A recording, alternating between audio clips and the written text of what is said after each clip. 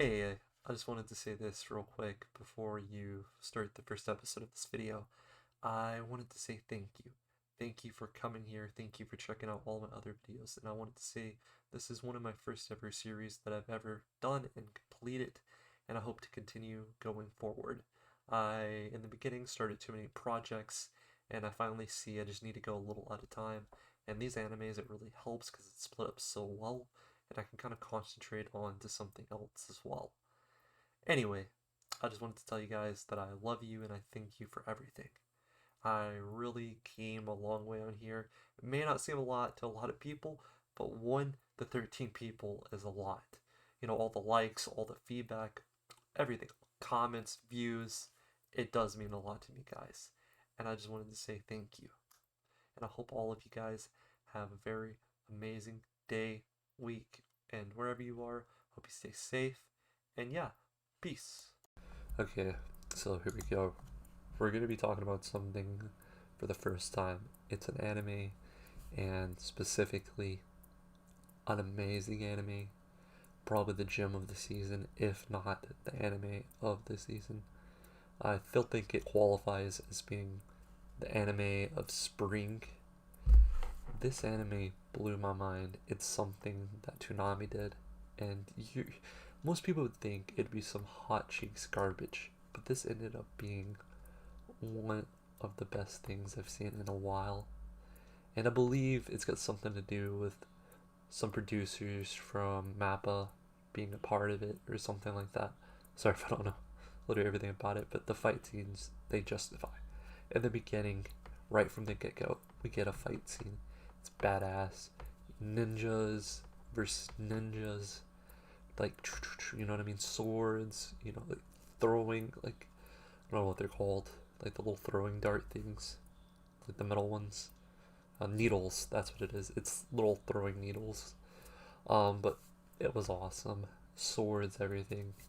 And after that, it goes to like this family, and we get to watch them kind of like have normal family, very beautiful, great music in it. Let me talk about that. It has some of the best music, and it's very important in a modern day anime to be great, to have great music to pair with it that perfectly fits it.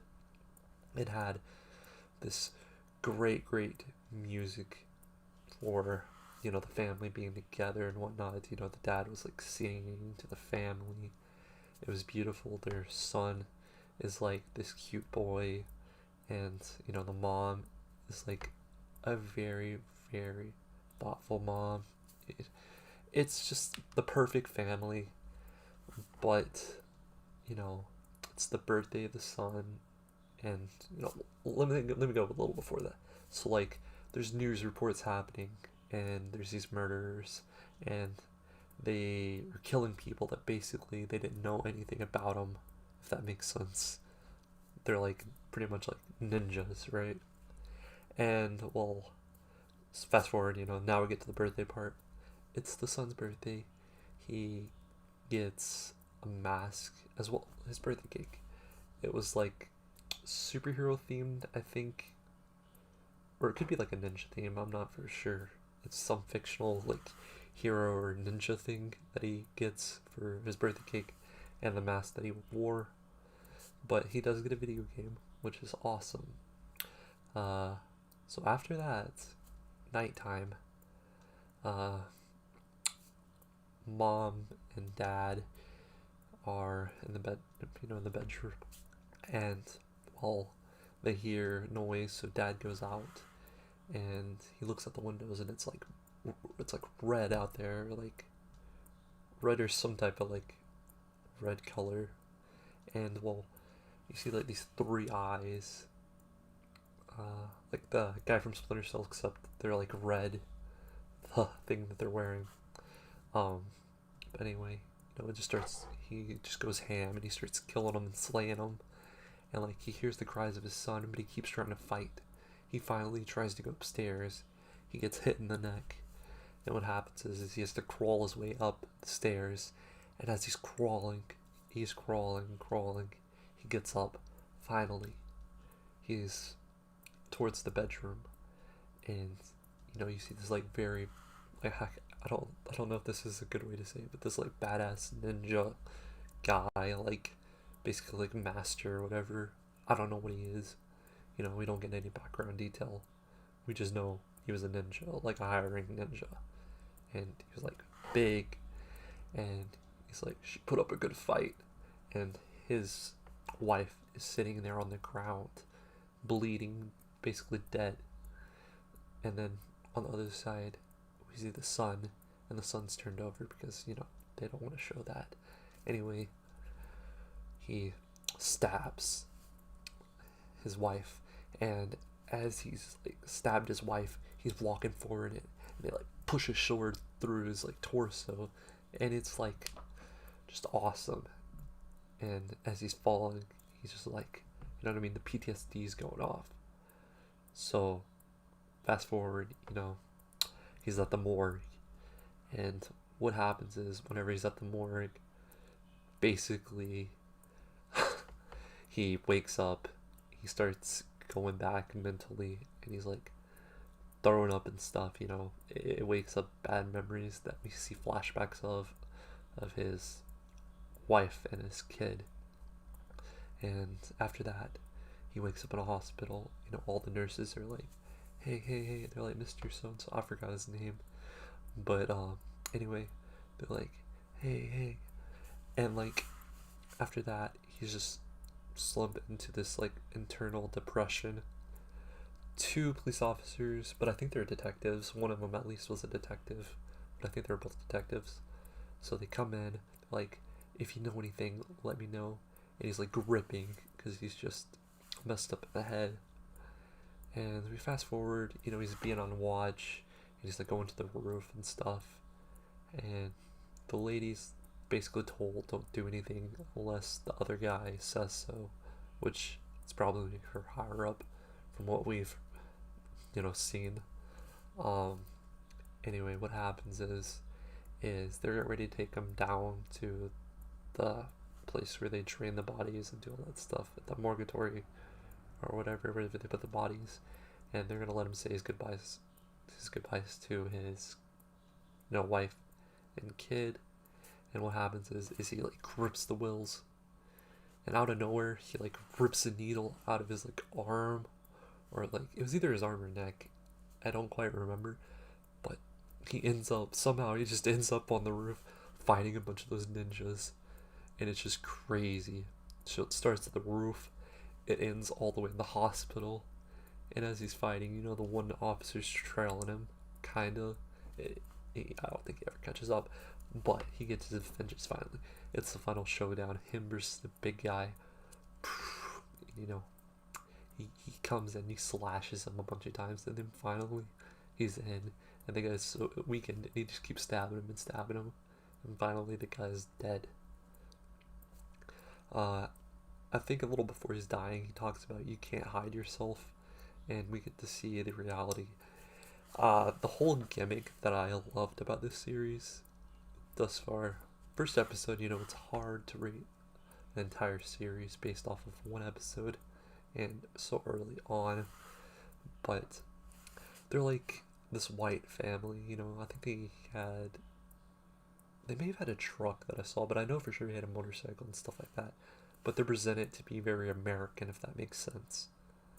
Like a normal American family, and there's other people that were previously killed that looked white, and you know what I mean? It's like they're all trying to hide themselves, and I wonder if they're like some type of ninja assassins. I'm sure we'll get some type of origin story beforehand. But anyway, we get to see the reality of his face, and then it flashes back to the morgue, and flashes back to the family to gather and listening to music where he was, playing the guitar and singing, and it shows actually what the family looked like without the disguises, which I thought was a really nice touch. And then it also showed part of her at the morgue of what she looked like, and it was very awesome for them to throw in them. I feel like a good anime always has to have some type of emotional roller coaster. I feel like that's a trope that we do now these days that works pretty solid. and it was portrayed really well with this one. It's one episode, but I can easily rate this. I was gonna say a 9.5, but that's a little too. I feel like that's too much give right now. 9.2. They still can make a better second episode than a first episode. We need some story and some reasoning, but I will say a couple things more about it. It looks like it's going to be 12 episodes, and it might just be 12 episodes, but it could get extended for a second season. See, we don't really have a plot thus far, so we can't really portray if it will be one season or not. I don't know if this is based out of anything, or if they made this out of thin air. And if they did, really impressive. The people behind Ninja Kamui, I salute you, and I thank you for something that's really good.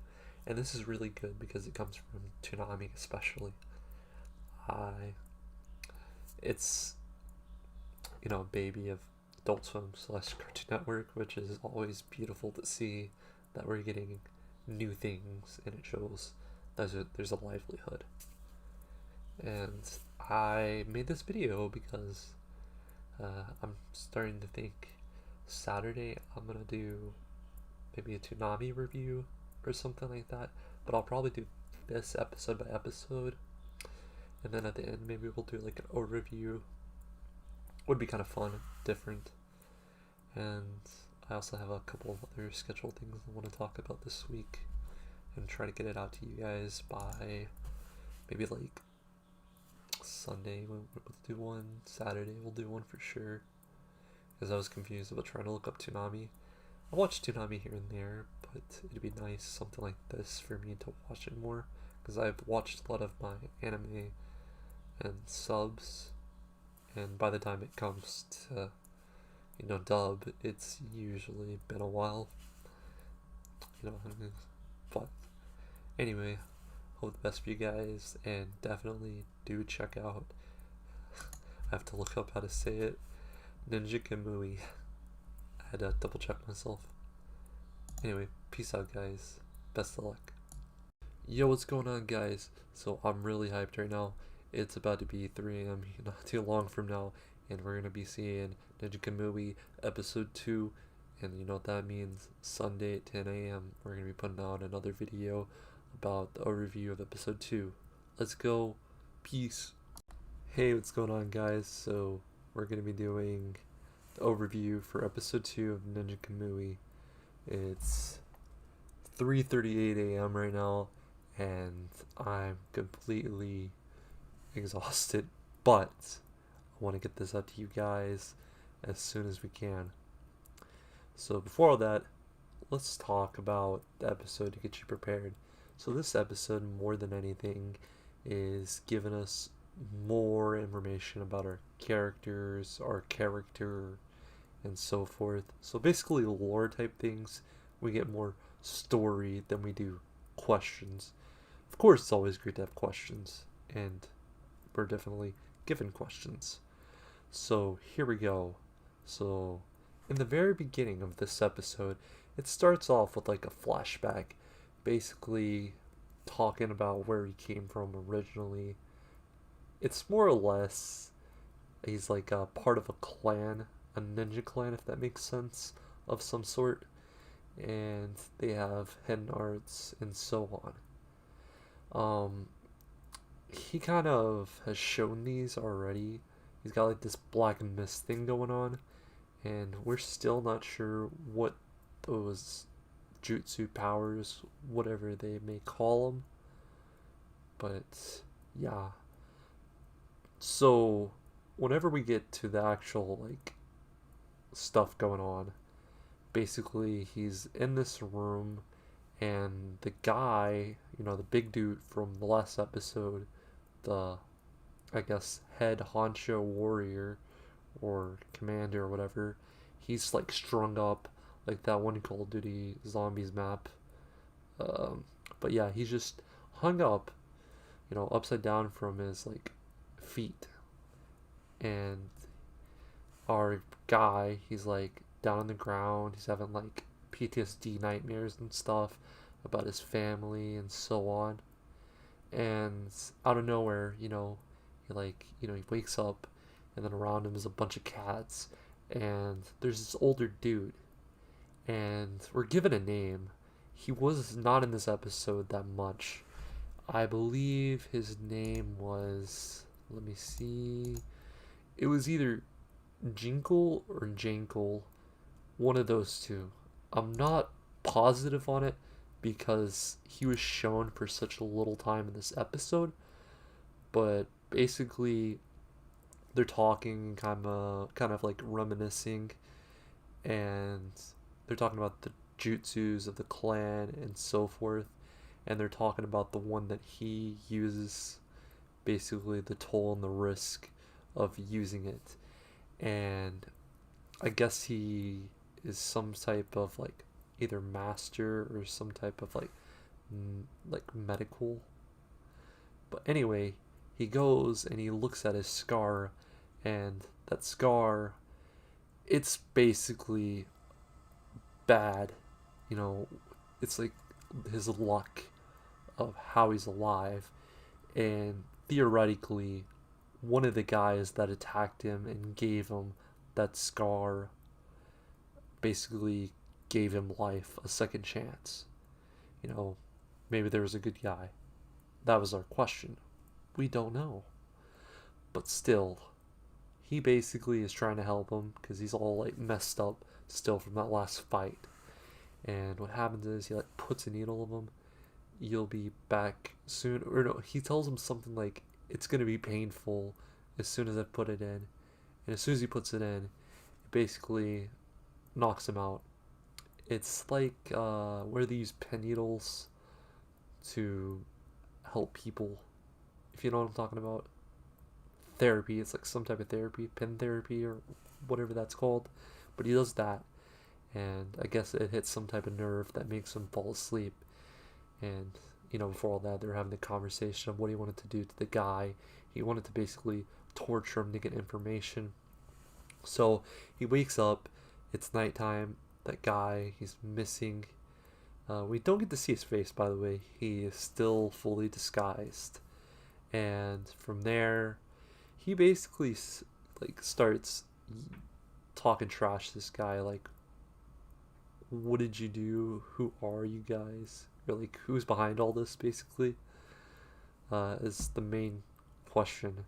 You know what I mean? Because we're trying to figure out why and who. And while that's going on, he's like stabbing him and stuff. And the guy who starts bammering back at him, the guy on your wife, about how she was crying.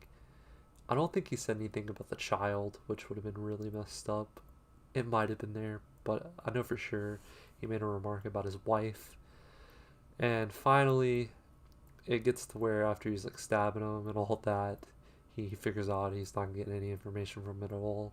The guy's like, this is nothing to a ninja warrior like me. And what happens is, last resort, of course, he gets a gas canister and he basically starts sending him like reverse prayers, is the best I can say. And during these reverse prayers, he's basically putting this guy in his own hole. It was really awesome. He burns him, and yeah, RP that guy. And we go from here to this like interesting thing. It's like cutting back to the police officers. I believe the main guy, his name is Mike. And then we have a black guy, and then we have the white woman. I don't remember her name. She's a redhead as well. Um, but Mike is the main detective slash police officer for right now. And I guess the other girls will come important later on. But that's further down on the road. So from there, they're basically talking and whatnot. And this guy, our main character, the guy, I guess is what we call him. But he like pulls out this thing during all that, after all that stupid banter. I guess I could talk more about the detectives and what they were going through during all that. They're basically talking about how they don't know the IDs, about the body, and how they can't go back and research what's going on because the evidence, of course, all got pulled, as well as they're basically making them lie to stop from researching this case, which is very fishy. But our detective friend, he's very much wanting to figure out what's going on.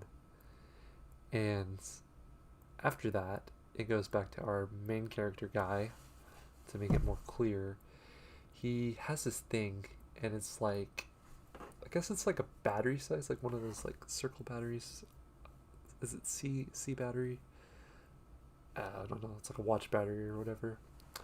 And it like kind of has this like message from the mom where it's like, I made this to protect us. So I'm not sure what that is. Another question for another time. And then from there, it basically goes into him doing this motorcycle ride, and he's kind of just riding all over. I think there were some temples and some other places he goes to. So we're doing that for a while. It's pretty cool. He's on his motorcycle just riding. Eventually, we get to a bar, and at the bar, we have these police officers that are taking advantage of the barkeeper there, and they're trying to get him to pay. And from there, our guy, he's on standby, and they try coming at him because they know he's on a motorcycle, and they're like, are you one of those motorcycle thieves? You know, they're just trying to mess with him. And they're like scumbag cops, you know. Whenever they did first come in, they saw this woman. I think they called her sexy and like slapped her on the butt or something like that. It was just generic scumbag, pig cop type thing. And it was like that. But anyway, so they're trying to mess with him. What happens is basically he, you know, they try hitting him with their baton, and then he kicks their asses. It was really awesome. The first guy I don't remember too much, but the last one, there's 2 cops, by the way, to make sure we know how many.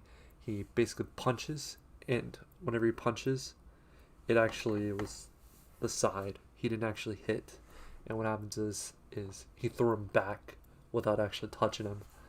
And not only that, while he did that, he tips the guy a couple hundred. I believe it could be yen, but I want to think like USD, but I think it's pretty sure it's yen.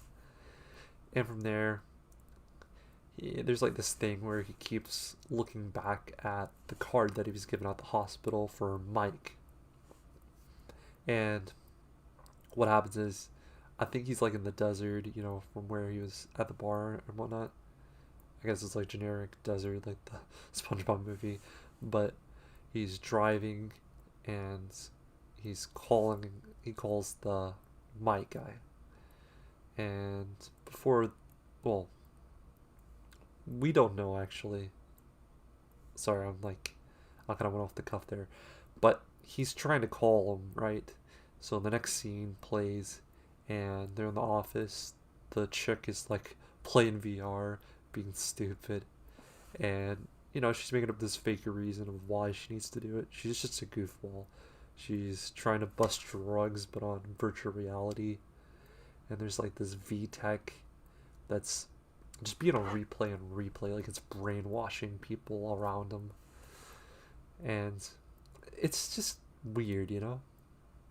But anyway, what's going on? He finally calls, and what happens is they get in this intense starter conversation, and it just doesn't go away. It doesn't go the cops away, Mike. So our guy, boom, snaps the phone, calls back immediately, and he's like, "Who you played with?" basically.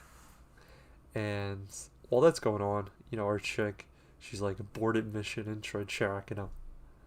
By the end, you know, they basically set up a meetup, and for this meetup, they meet up at a Chinese restaurant. Of course, is where they picked to go. So, at the very end, you know, they hang up on the phone. She can't track him because he's using a burner. of course. And fast forward, our guy, he climbs a building. Up top, aerial view. Down below, we see our cop friends. From there, it speeds up to the Chinese restaurant. Inside, it's Mike as well as the cook there. He's basically bantering with the cook. It's kind of funny and stupid, but he's like telling the cook, I think he's basically told him beforehand, you need to go, we have some private thing going on. And the guy's just like, just being goofy and funny. Like, funny, like, meanie fun.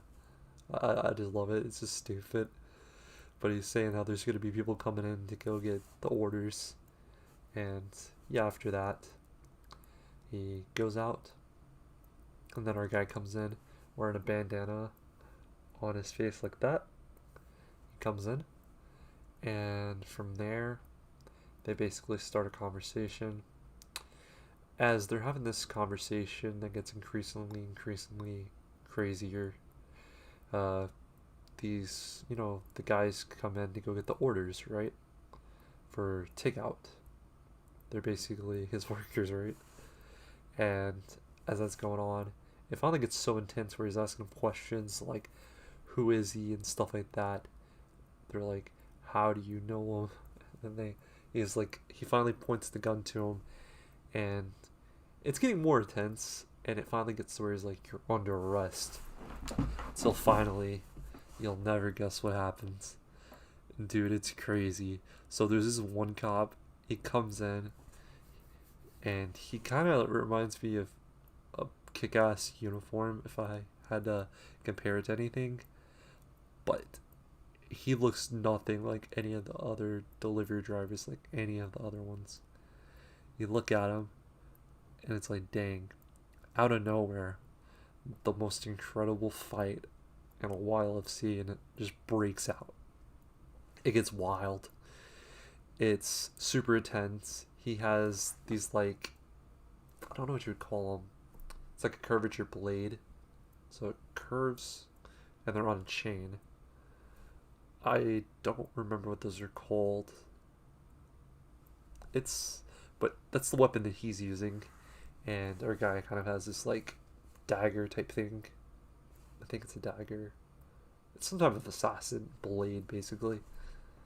I'm not really in tune with ninja weaponry and all that. But anyway, they're having this most badass fight. It gets intense, crazy. He's like trying to get our cop, our friend Mike, to safety. He gets him to safety basically during this whole fight. But he starts using ninja art. He does this one, it's like Zoro. So he does that one move where Zoro has like the multiple hands. It was awesome. He does that. And my favorite part of the whole battle, he goes to the bar at the restaurant. Maybe it's not the bar, maybe it's just what they used to cook with. Maybe it was like the wine or the alcohol they used to cook with. But he drinks alcohol, and what he does is he starts spitting fire. And after that, he throws swords at him. And yeah, it's crazy. I guess there was two of them, but I think one of them was cut up too. It was a very intense fight. Sometimes I get lost in those fights, but it was a really good fight. I'd have to say it's one of the best. And then after that fight breaks out, they're like, who are you? I want to say he told them that he was a ninja in that episode, but maybe not then and there. So before we get to the end of that, what happens is out of nowhere, gunshots just start going off. There's like a ton of them just start shooting at him, and through the doorway, just a bunch of gunshots going off, and yeah, it just all goes away finally. And I think he has the last word with them, but before he can get up, he basically, the only words he said to this guy, actually, I take it back. were Peking duck, and the sign that was left where he vanished like a true ninja was a Peking duck sign. Up above where we started, he goes back. And that's basically the end of them for now. And then we get to the next part. We get to see some backstory of who's behind it, kind of. We don't get to see exactly, but we might have a face here. Or it could be the true name of the character that we saw. Or the traitor. It's very complicated, but I'll have to say this is a very good episode. Was it as good as the first episode? Well, I thought it might be able to be better than the first episode, but that first episode was very phenomenal, had a lot of good fights. But this one, it had a story, but that first episode is very emotional compared to this one. This one is more or less giving us more lore to further the story plot. I did learn today, though, that this is not based off of any manga there is. So, it's its own story, and it's going to probably be self-contained. It can even go on for a while if they wanted it to do so. Anyway, I gotta say this is worth watching. Even if the only way you've heard of the explanation is through this, I'd highly recommend just go see the series. Easily, I could rate this episode 8.4 right off the bat. That's still a phenomenal score overall. And right now, it's a nice 9 for me overall. You gotta remember, this is a Toonami original 101, and it's incredible for what they have. I think it really outdoes everything else, and I hope to see Toonami and everyone else continue to bring this type of stuff. You know what I mean? It doesn't just have to be anime, it can be anything. I'm always down for an original that's 101. And I love the fact that TV is used as a way to premiere this. That's something I find beautiful. Do I think that cable is good? No. Do I think streaming's everything as well? No. I think they both have their goods. I think both have their bads. I do miss the way that TV used to be. You have to catch it on the air, or you get to see it later on. And I think it's fair. It's amazing. This is the first time I felt like we actually have anime in America, if that makes sense. Anyway, hope the best for you guys. I'm sorry about all the explanation backpedals. I'm still pretty tired, and I feel like the best way to explain it is fresh off the episode. You have excitement, and I really wanted to pump it at you guys. I have to be kind of quiet somewhat, so I'm trying to share their emotion, but trust me, this is definitely a watch. And even if this doesn't count, best anime of the spring for me, even though it started beforehand. So check it out, see it. Episode 2 rocks, episode 1 rocks. Can't go bad. Anyway, stay safe, guys, and peace. Hey, what's going on, guys? So today we're going to be talking about episode 3 of Ninja Kamui, and yeah, whole overview. This episode, there was a lot more information than any of the other episodes. I thought number 2, we got quite a bit of information. We got a mysterious name, and this one explains a lot of things. We get a name, we get some characters, and yeah, I do have some notes just to remember some names and go back to our other characters. So, first of all, this starts off inside this building. I was kind of confused at first, but there's a bunch of bodies being dropped. These look like government agents or like FBI agents. They have the glasses, the suit, the little white shirt, the tie. You get the picture. And they're all being taken out. There's a ton of bodies. We get the next shot outside. There's guards. After that, a car passes, and inside the car we get a shot of a priest, and this priest is praying. There's guards beside him, and yeah, out of nowhere we see these hands come out of nowhere, and he gets took. So after that, we get to meet the character that was behind this attack, and we're pretty positive it's him. He's this very JoJo-like character. He has like this sexual like thing that he likes to talk about our main character. It's kind of JoJo reminiscent, that type of thing. It's a little sussy, but anyway. We also get to meet someone by name.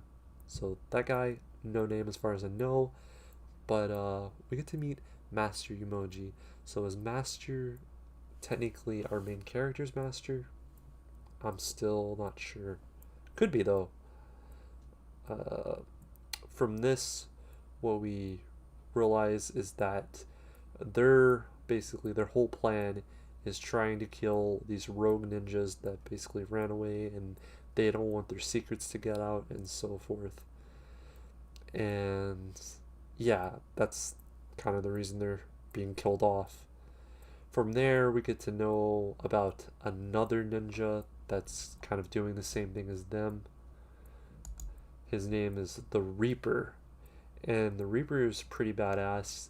He basically, I don't know how he did it. I was confused. So the other dude named Sai, he attacks, and the Reaper, he didn't attack as far as I know. He's just talking about his ability, how it cuts like the wind, and he's like, "Look at your body," and this guy had a sword in his chest, and yeah, he was dead. He was wearing like one of those Demon Slayer masks from, like the ones that fix the swords. He was wearing that type of mask. I don't know the proper name, and it's been a while since I've checked out Demon Slayer, so sorry. Anyway, from there we get to know the main character's name and what he is. So his name is Higon, and he's a powerful ninja with powerful abilities. And it kind of shows why he's so wanted and why it's so scary. And why it's so powerful, and thus beginning. So after that, we get to go back to our main character, Higon. So Higon is there, he's doing forging. It looks like he's in the middle of nowhere in a desert. I assume to be somewhere like Arizona, maybe. Anyway, he's forging some type of weapon, I believe. And he's having flashbacks, PTSD flashbacks of his family. After that, he throws up. And yeah, that's that scene. From there, we get to go back to our good friend Mike. And Mike is in the office and he wants to know what happened. If you remember last episode, it was a banger. There was a big, big fight, and it was just epic. So the whole thing where the Chinese restaurant got destroyed, they're like talking about how it was just a gang war. The government is trying to cover it up. It's just stupid, right? And they're like, at least you don't have to taste the food anymore. And I think the next part of that all is that the old man got framed. And from there, they're basically trying to fire the old guy. I mean, the old guy. Well, Mike, I guess he's an old guy. They're trying to get him to retire. There was this cringy part where they're talking about gift him a fishing pole, but the like true cringe part is that they're talking about how he likes sake over whiskey, which is like they're trying to throw in that extra culture thing, which I'm just like, ugh. Maybe it's because I watched the dub, but it's like this guy is American. I guess there's nothing wrong with him liking it. It just feels forced for the, agenda. Maybe that's me being a little harsh. Anyway, after that, he goes to the desert and he makes contact with her friend Higon. And yeah, they're getting ready to go on and get this case done. He's basically talking to him, telling him about the weapons and so forth, about what they were and who probably made them. And we get to know the company that more than likely made these is Uza. It's the company this whole time where I'm like, this is weird. They're replaying the ads so much that it's very apparent that they're like brainwashing people, and it's kind of insane. So they're having a meet up and they're talking about it. And Mike, he's a good guy. At the heart, he's a cop. He's gonna do what's right. He's like, if you're gonna try and kill people, I'm gonna arrest you. It's like, before anything else, I got a whole lot of guys to arrest. He throws the documents into the forge/fire. They take a drink. He thought the drink would be sake, but it ended up being an energy drink because he knew our guy Higan, he knows he's gonna be up for some vengeance. And yeah, that's that for that part. So the next part, we get to see our female character. I forgot her name, I'm sorry. I think it was mentioned once out of a lot of it, maybe twice. Quite forgettable, but she is like the comic relief in the whole thing so far. And she comes in, she brings her car, and they were talking. She was just being stupid and silly, talking about the ninjas and the. I believe that's where we were talking more about the weapon thing and all that. How she got the information, who she is, and how you can trust her. And yeah, she was talking about how she had this car that she brought, and he was like, Mike was like, oh, it doesn't matter. And then Egon was like explaining every detail about the car and how great it was and where it was from. It was a cool moment. And yeah, we kind of get to see the next part. I could be getting this one a little out of order, but it doesn't really matter because I guess it could be more important later on, but we already know that Uza, the company, is bad. We get to see how the main man himself is evil. He's talking about taking over the world. They're progressing this electricity thing. And yeah, just, they're kind of like evil, I guess. Well, they are evil. But we still don't understand their full connection, other than that they're connected to these murders of unknown named people that are getting killed off, which are technically ninjas. So anyway, from there, they're in the car. We have both the officers, and they're going over where they're ready to go in and invade this like little private city or community that they have just for this company. And while that's going on, out of nowhere, this ninjas are stabbing the car. Mike gets thrown back by Higan, and yeah, this guy just starts to keep stabbing and stabbing the top of the car. And he uses like this observation type of thing. I guess is one of his jutsus that he can do. And he saw through it. It was kind of weird. So they get like hit by a car or whatever. Higan has this big battle with him. He had like octo arms that had like blades at the end of them. It was like Dr. Octopus type deal. And Higan, I guess his like big jutsu that we know of right now is like he grows multiple arms out of his back. It's 6 arms, I'm pretty positive. And he was using it to combat him. He had like this big get up, so it looked like he was using technology, and it was some type of technology looking ninja. From there, we get to see what he is. He basically stabs him in the chest. You know, like I said, he shot rockets and had him down, but he does get a stab on him. He stabs him basically in the head. And Higan takes this thing, I think it was either in his chest or like his head. It was a camera. So as he's looking at the camera, we get to see the guy, the JoJo type guy. I don't know his name. We just don't know so far. So we get to see his face and him like just talking about it. It was stupid. After he basically destroys the camera, we get to go back to this guy behind Uza. He's this white guy. We don't think he's a ninja, but he has a connection to all the murders. And he's just going on. He's like going back to his office.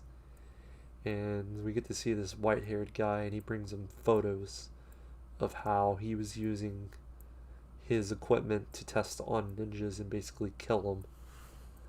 And so, is he supposed to be doing this? Who was the guy in the white, like the white-headed guy? It's opening up these questions. And it looks like he and a ninja teamed up together. So that way he can use his technology. And the other one, I guess, is maybe for vengeance.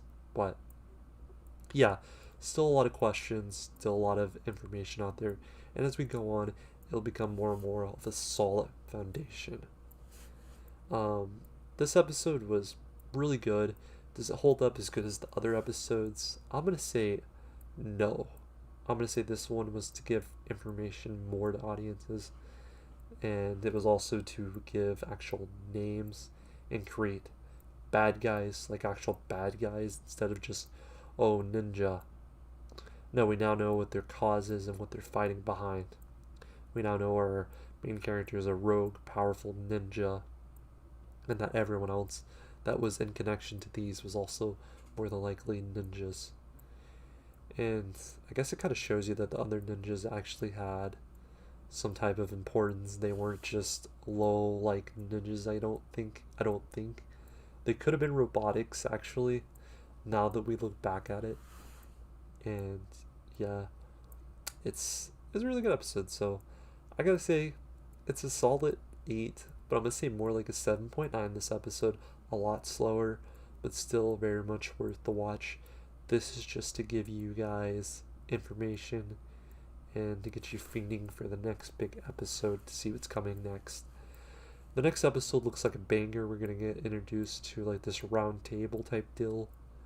I don't think that's much of a spoiler, but it's just coming forward for what more than likely will come. So it'll be pretty badass. Our main character's gonna have a bunch of fights, and that means it could possibly take multiple seasons for this to happen. I like to say if it's the most I'll give a series, like a decent series, 2 seasons is solid, but 3 seasons is tops. Anything past that is usually dragged out unless it has really good information. Since this one doesn't have any like proper, you know what I mean? It's not properly done like most animes. It doesn't have any source. It's just made as it's gone. But I love it. I do think this is worth taking a look at, and it'll be worth every single episode.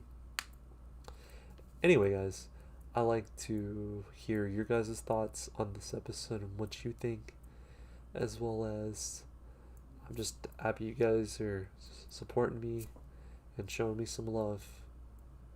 Anyway, I hope you guys have a wonderful weekend, and yeah, peace, guys.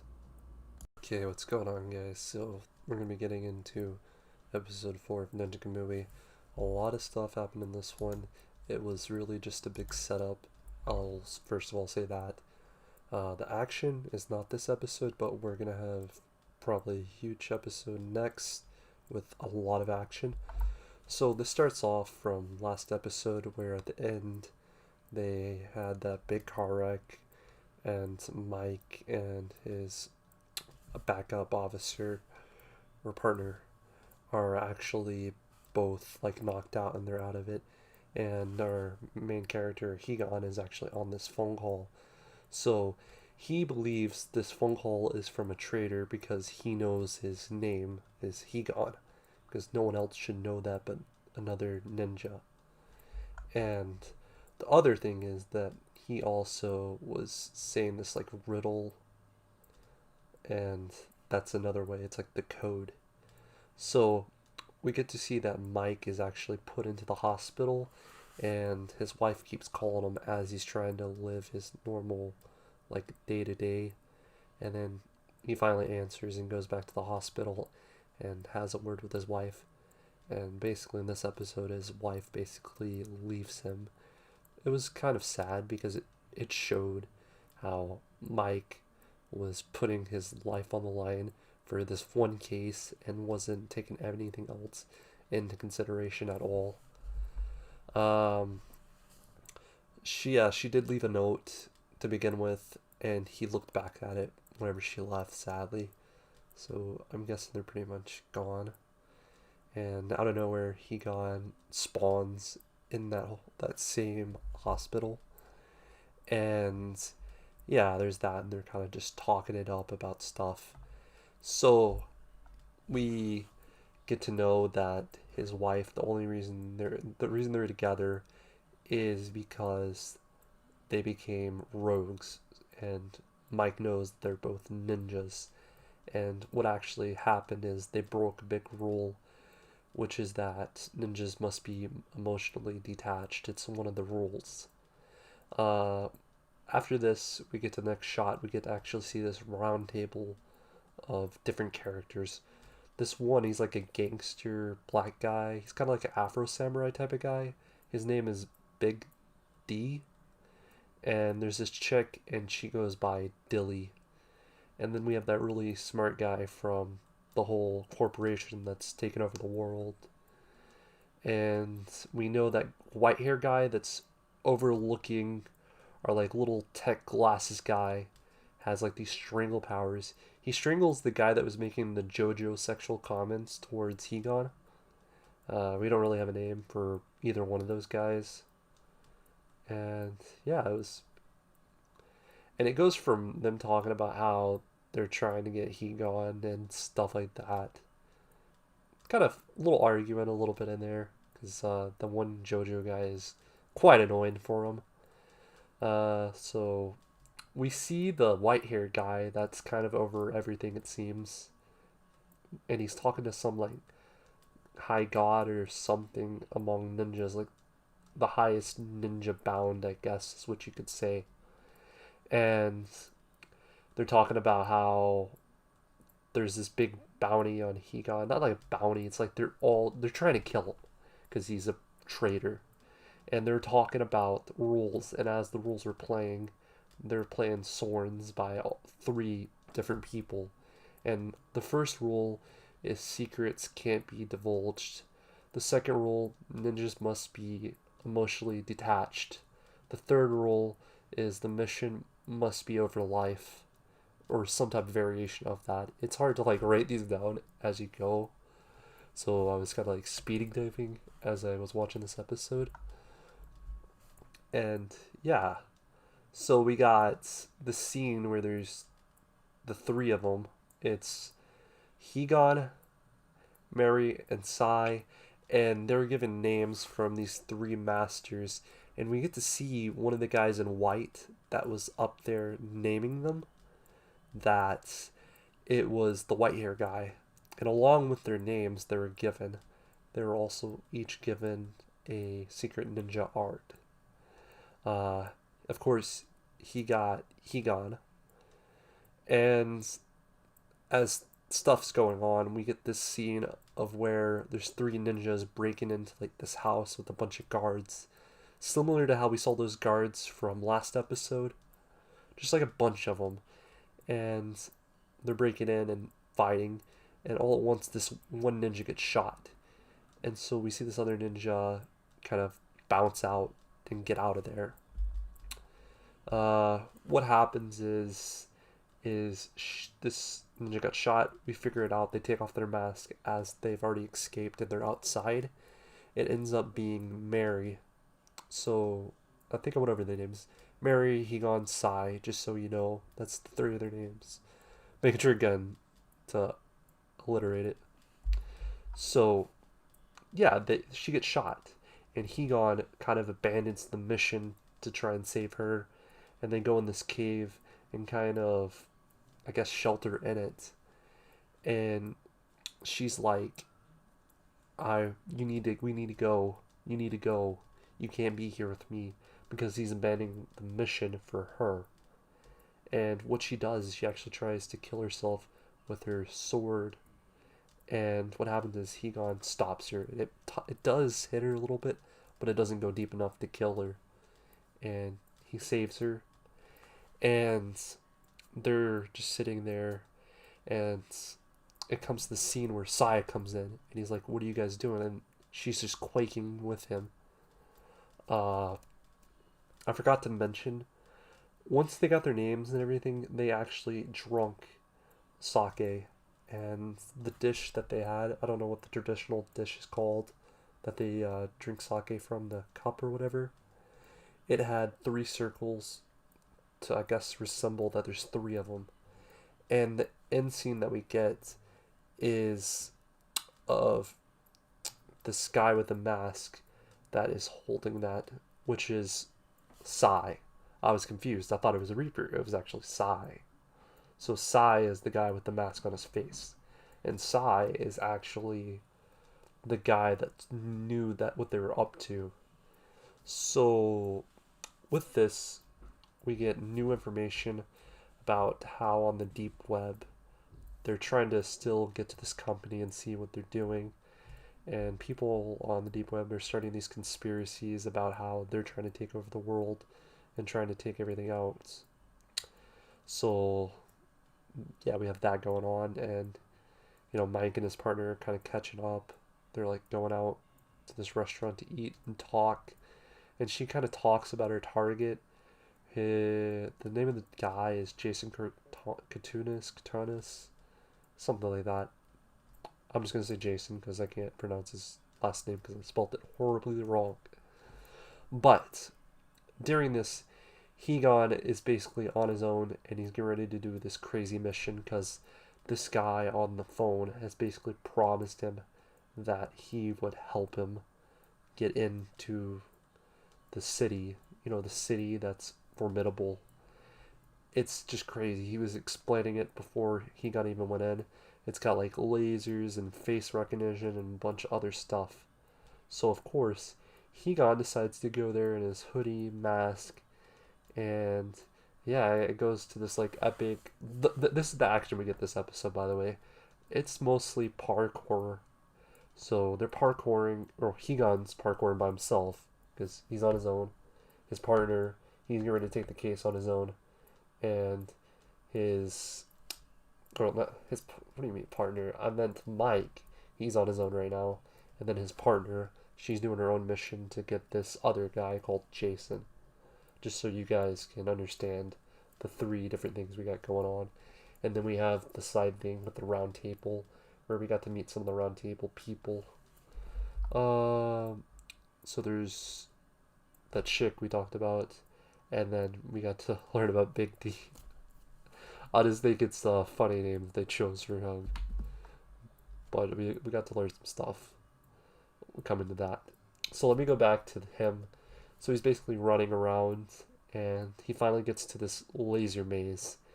And what happens is, it's like sweat or like some of his spit comes out, and it actually sounds off the lasers.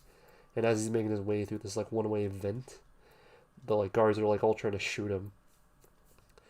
And well, what happens in the very end? He gets this one point of like this gate, and this is what's gonna happen next episode as far as things go. Without it being spoiled, this is like what's coming next at the very end. Just so you guys know, I recommend watching this episode if you're wanting to see the setup. So here we go. It's Sai, and Sai's getting ready to have an epic showdown with him, and we're getting ready to know his ability as well. So maybe this is how they're going to represent and show each one of their abilities. Because every one of these ninjas, they're going to have some crazy ass ability that's probably going to be OP.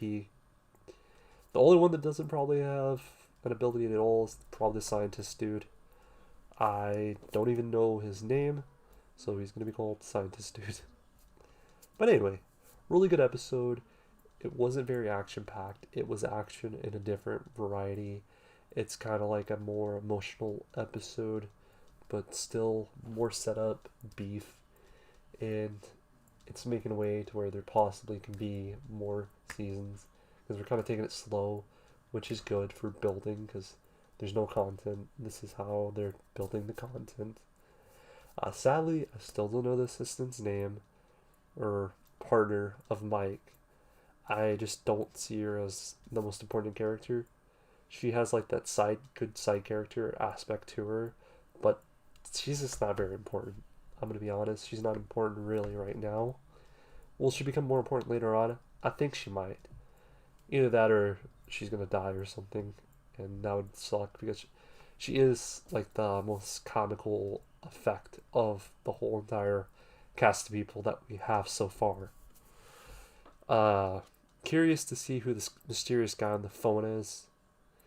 I'm taking a guess it might be the scientist guy. That's my theory. It's very suspicious that he would help him and tell him to do a suicide mission, basically. I don't know. Then again, Higan is very powerful. And, yeah. Tell me how you guys feel about this episode. Did you like it? And if you haven't seen it yet, are you going to be watching this? And how do you feel about the series so far? Also, I'll let you guys know what I rate it. I give it I give it a 7.5 this episode. It's just one of those snoozer episodes that's trying to give you some information. More information doesn't hurt. Just builds a solid ground for us. Next episode, action and more. Ooh. And if you guys are watching this ahead of time, make sure to check out Toonami right now. A lot of great episodes. Naruto is going to be playing one of the best episodes. Not the best episode, but one of the best episodes. And yeah, hope you guys stay safe. And peace. Yo, what's going on, guys? I just got done watching the newest episode of Ninja Kamui. Let me double check to see which one it was.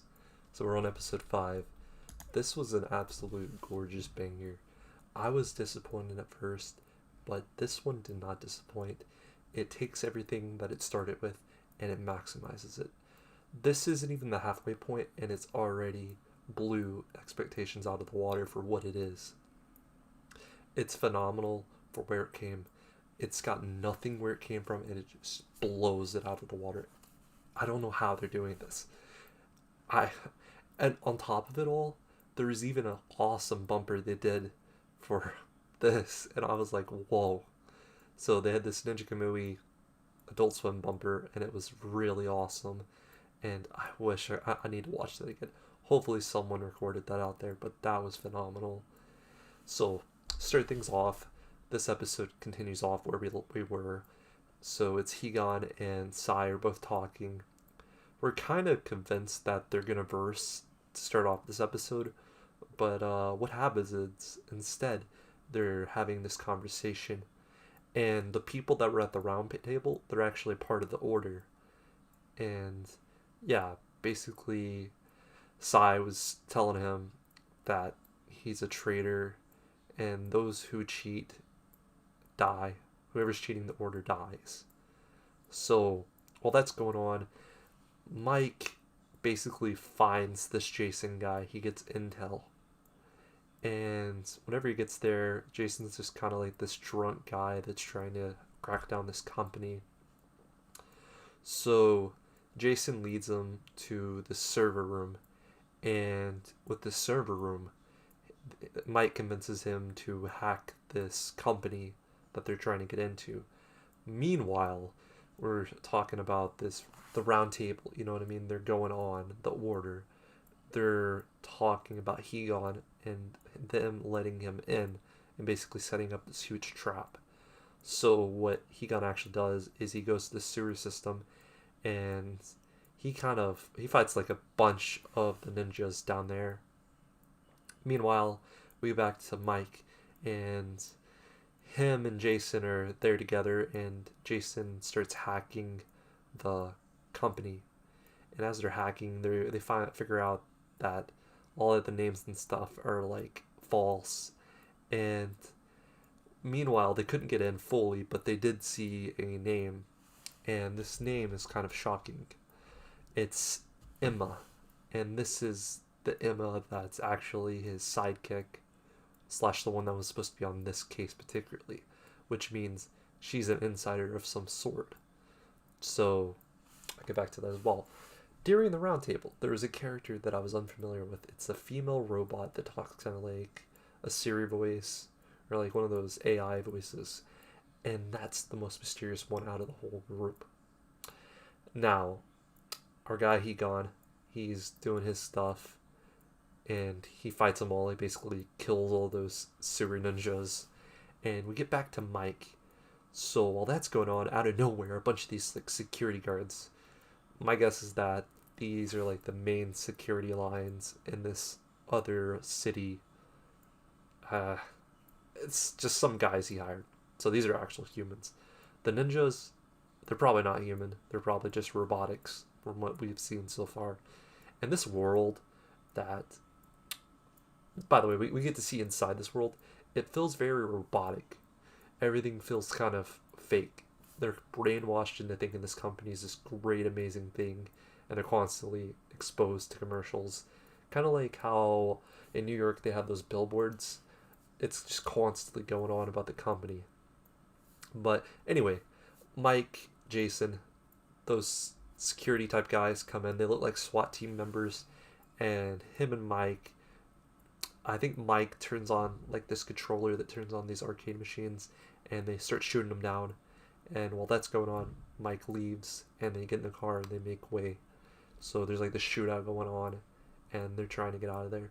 And during all this, he's confused as to why Emma was involved. He never actually told Jason about Emma being his partner, but that's kind of like the big question, like why is she involved? How is she a part of all this? It would kind of make sense how she was hiding all this, but at the same time, she was technically helping Mike. But did she secretly want to erase Mike, or is it that she wanted to get rid of these guys? But it's like a plot twist for Mike and what's going on with this. So there's like that plot twist. So going on, he's just he fought all those ninjas. He's out of the sewer. He gets to the actual city, and he still has communication. He's like letting them know that they're letting him in and everything else, which is kind of concerning. Like, how does he know all this, or whoever this is? You know what I mean? The voice that he's been talking to this whole time in this walkie-talkie. So Higan gets on. There's like a bunch of these guards. They try fighting him too, so we know they're the city guards. That's how I know these are like some type of FBI or security or police for this city. And I'm guessing they're I hope they're humans. Anyway, they're fighting him, and he's trying to make his way to go up. And yeah, he finally gets up there, and the big thing is he's trying to take down the guy that has the white hair, and we finally figure out his name. His name is Hamaji, and he's doing everything he can. So he takes the elevator up. There's some guys in the like FBI type gear, uh, black suit, white shirt, sunglasses. They're also there. I think he fought some of those guys as well. They're part of the security there for whatever their HQ is, I guess, in this little like city, simulated city is what I should say. And well, he makes his way up this elevator, and whenever he gets on here, our little tech guy that's wearing glasses, he's like, start the test, and there's a bunch of robotics. And inside these robotics, we have Sussy Jojo guy for sure, the chick from the round table that we don't know anything about. And yeah, he basically, before all this isn't like something huge, but it's kind of important for his mindset during all this. He was having flashbacks thinking about his wife and his sadness. So, anyway, they're fighting these robots, and inside these robots are humans.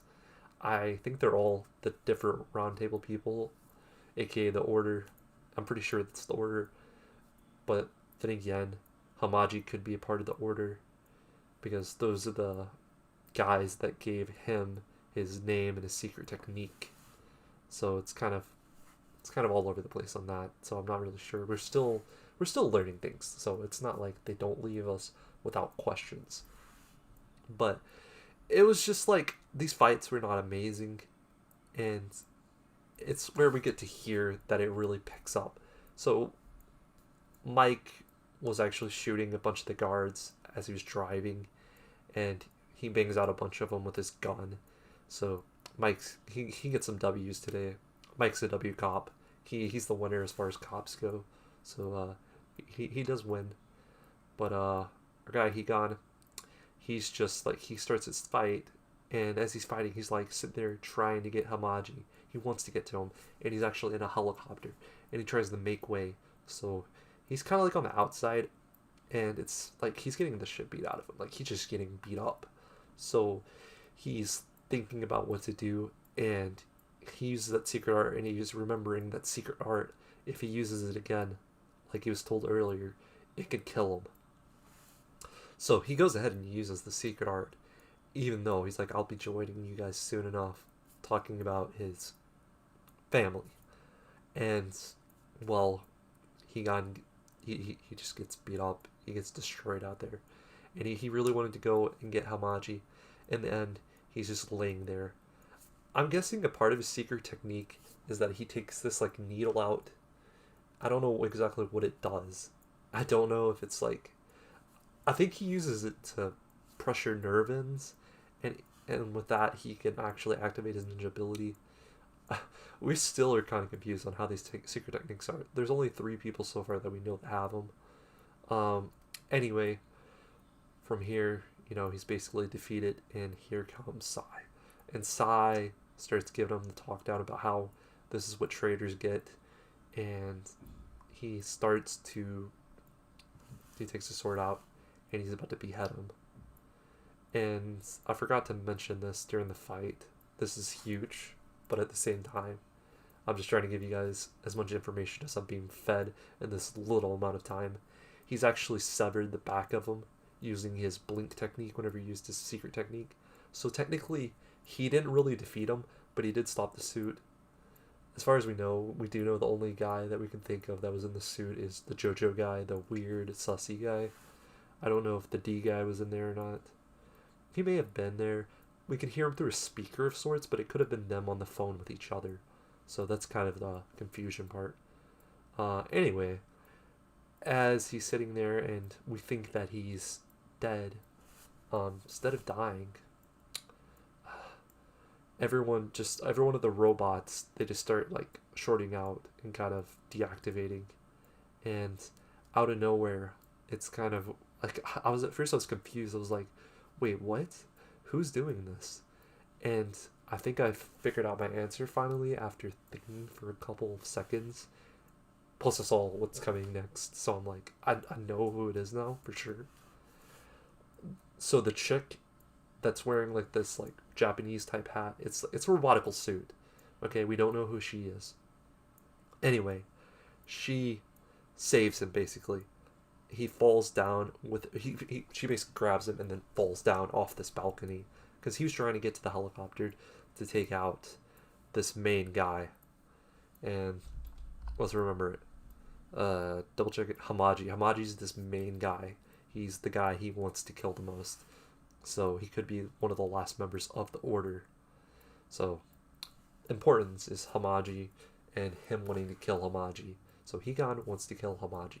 Anyway, this was awesome. It was the Grand Escape. It had really good ending music. We were kind of thrown off by it. We're kind of like, what did I just watch? Because one way we were like, did Sai help him? No, it was the robotical woman suit. We don't know who's in that suit. But here we go. This, I don't think this, like, there's no way I know this. There's no way it didn't show it even in the previews. But my guess is most likely, I want to say it might be Emma. I think Emma's connected in this somehow. I think this because she was in the documents whenever they hacked the company. Mike did with the other guy. Well, Jason technically hacked him, but I think it was Emma. And it was like a really good ending scene. It took this from like an 8 and turned this into like a 9.4 episode. It had amazing music, and it really hyped things up, and it brought life back into it. You know what I mean? Last episode, we were given more story, and then all at once, it cooked this episode. It cooked. It was really great. I recommend you guys to watch this one, and let me know, how do you guys feel about this episode? I think this is the best episode that we've seen so far. It's not even because of the action, it's that they actually, like, this one breathed so much into it. It's like a refresher. This is like an episode you would see like on episode 6 of 12. It's a halfway episode, and we're not even halfway there yet. One more episode, then we're halfway there. And I don't think it's going to end. I want it to keep going.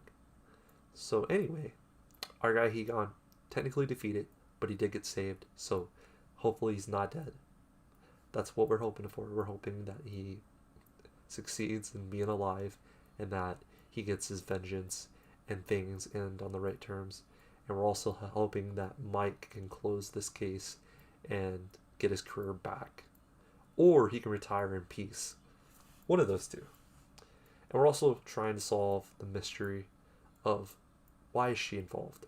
Why is Emma involved in all this? Did she do something? Is she like a villain? We gotta see. Anyway, guys, I appreciate everything you guys do.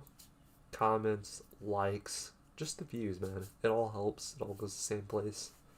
Most definitely, check out this episode 5 of Ninja Kamui. Watch it all the way through. This is like one of the best series you can watch right now, and it's very new. I'm just excited for next Saturday. I'm always excited for Toonami, especially for this. There's something for everyone. And if you watch this early tonight, make sure you watch the rest of Tsunami. There's some great stuff playing, and you can also catch on the sub if you haven't. I think they're just gonna play straightforward. I think the daylight savings time is just gonna make us lose some hours or something like that. I, I don't really know much about it, but anyways, stay safe and peace. Okay, what's going on, guys? It's episode 6 of Ninja Kamui. Before we get to this video, I want to tell you guys there's spoilers in the intro. There's spoilers in this video as well. When I say intro, I mean in the actual like anime's intro. So just know that before you watch this episode. It kind of hints. So we get to see that finally the woman that saved Higan, and it was the woman. At first I thought it was I. It was not Sai. I had to rewrite the names because I forget them sometimes. But we know for sure Higan. We know Sai. Emma was the one that we didn't really remember much. I didn't remember as much because she felt like a side character. Now she's a main character. Out of nowhere, she's became a main character. So we got Emma. Emma is connected to him. She was basically tasked with watching him and basically forming some type of connection with him, and that's why she got so close to Higan. So we get to know it. We get to know that Mike is a regular person, not a ninja, which is also very important. And in this, we get to hear about Higan and him getting a suit. The suits are called Kamuis, and Akzuku gear is what it's called, and the suit is called Kamui. I guess it's the one that he has. Like I said, the terminology, as time goes on, whenever we final review this, we can be like certain on everything. Still, we're learning together. So, what we know now about Mike, we get a little touch of what Mike's been up to. Mike's been out for 10 days, give or take. He's with Mr. Hackerman, and yeah, he's like, oh, I've been out for 10 days. They're staying out at some doctor's beach home or something, and basically the Hackerman took Mike's money and paid for him to get fixed up. So Mike, he's not really important here. Don't worry about Mike. I mean, like, we love Mike, but right now, Mike is not really important at all. And they're basically talking about they need to sneak back into the city to actually finish the suit, which meant it was unfinished. Ninja Gear Kamui, okay? And in order for the suit to work, what it does is it links to your brain, and if you go in like a deep sleep paralysis, if you die in your sleep, you die in real life. It's like you're dreaming, but you die in your sleep. Some of it's like very complicated in a sense because you'd have to like watch it bit by bit. But we're doing off this one take, one watch. There is suspense and animation was used on Higan. So Emma tells him what happened. She was actually one of the ninjas in the original house burglary where they all came in and they went after his family. So he got paralyzed by Emma, and that was her secret ability. But we also learned about Emma's ability that she cannot use it more than once on the same person. They become invulnerable at those points again. We also get to know in this episode that Big D is clearly after him. Whitehead guy, the big head honcho that we know for sure is the big guy, big important guy. I forgot his name. I'm sorry, guys. They don't say their names that often, which I'm kind of like... But, he's head honcho. They're looking for Emma. They're looking for Higan, of course, mainly. So, yeah, Big D wants to go on the case. He's, like, volunteering. And we get this, like, shot of him using his, like, laser head and opening up. So, in this episode, they're thought to be still inside the city. Inside, I guess, like, one of their power plants. And they break into this, like, one little building. And whenever he gets done, he has, like, a laser head in his suit. I don't understand the anatomy of these suits, but they're kind of crazy. So Big D, he's got a laser head. So he cuts the door open. He gets in. He's like, she must be a clever girl, because it just blows up. It just blows up. Big trap. Next thing you know, Higan gets shocked because he has to go to sleep in order for his suit to work. And yeah, he gets put to sleep. Next thing you know, sussy JoJo guy makes his way in. I don't think I mentioned this, but Higan was in the beginning, near the beginning, he was having flashbacks of his wife and kid. It's kind of redundant at this point, and I get it, it's dramatic, but it's like the same scene over and over again. But then, what they do throw in was this nice flashback of them both enjoying time together. So they're talking, and she shares this quote with him. So, be cold as ice, as hot as fire, by forging your minds. So that's a quote. Important, by the way. Remember that. So we got to sussy JoJo guy. Okay. Higan's knocked out. He's down for the count. He can't. He's gotta get his percentage all the way up. He's gotta complete this like in sleep training type deal slash download of his like senses, because he uses like his full mind and senses to control the suit. Emma was going over that earlier, so Emma, total tech person, okay? Sussy JoJo guy, he wants to get Higan, but Emma's like, no. And she steps in the ring, and they're about to have this big brawl down. Meanwhile, while they're fighting, I'll talk about Emma and then him fighting. Mike was trying to get a hold of her. Mike could not get a hold of her because, Emma kind of... She kind of screwed Mike over, screwed everyone over in a sense. But she did what's right in all things we look at now. She did what's right. She's actually a good person. She's not a villain. She is a good person. So remember that. Emma, good person. Everyone else on their squad, probably bad guy. Probably terrible. Who we thought it was? Nope. We thought it was Glasses Dude. It's not Glasses Dude. It's Emma. Emma saved him. And she even showed the voice changer and all that in this episode. It's hard for me to go over every single detail because I recommend watching this, because this is informational. You get to see the suits in action. It's a banger. It's a banger. It's the start of a banger. Okay, but they're fighting. We're gonna go back to the fight. Emma's using her hacking skills. She can hack his suit. She can do all this. I think they have like these battery stations. We don't know what they are yet, but they have to dock in these battery stations in between the fight to recharge their suit. So that's one thing I thought I might throw out there. So I don't know what that's going to mean for Higan, because is he going to have a charging station? He doesn't even know anything about the suit right now.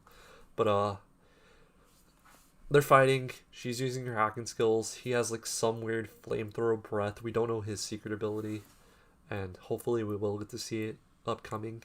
That's one thing I will say. We do not get to see Sussy JoJo guy. We do not know his name still. He's still Sus guy. It was a big fight. And the battle's dramatic and very sad in a way. Emma actually, spoiler, she gets beat. Her suit dies out, and she's just in there knowing that she's going to have to face death. So poor Emma. She died for the cause. Voice recording plays, and Higan is listening to it in his like dream, I guess Zen state that he's in.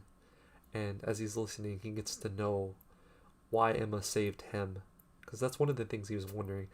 Why did you not save my kid? Why did you save my wife? And we get to know something very important. He actually, well, not he, okay. Emma actually knew his wife Marie, or Mary Marie, and she saved Emma specifically. Marie's dream, his wife, was that Higan was to live on. So that's very important. It's very sad, but Emma, as far as we know, she's dead. And in the very ending of this episode, guys, this is big. His suit goes to 100%. It's about to go down. It's about to be a big brawl at next episode. 100%. This time, I'm sure that he's going to fight Sussy JoJo guy. Hopefully we get to know his name.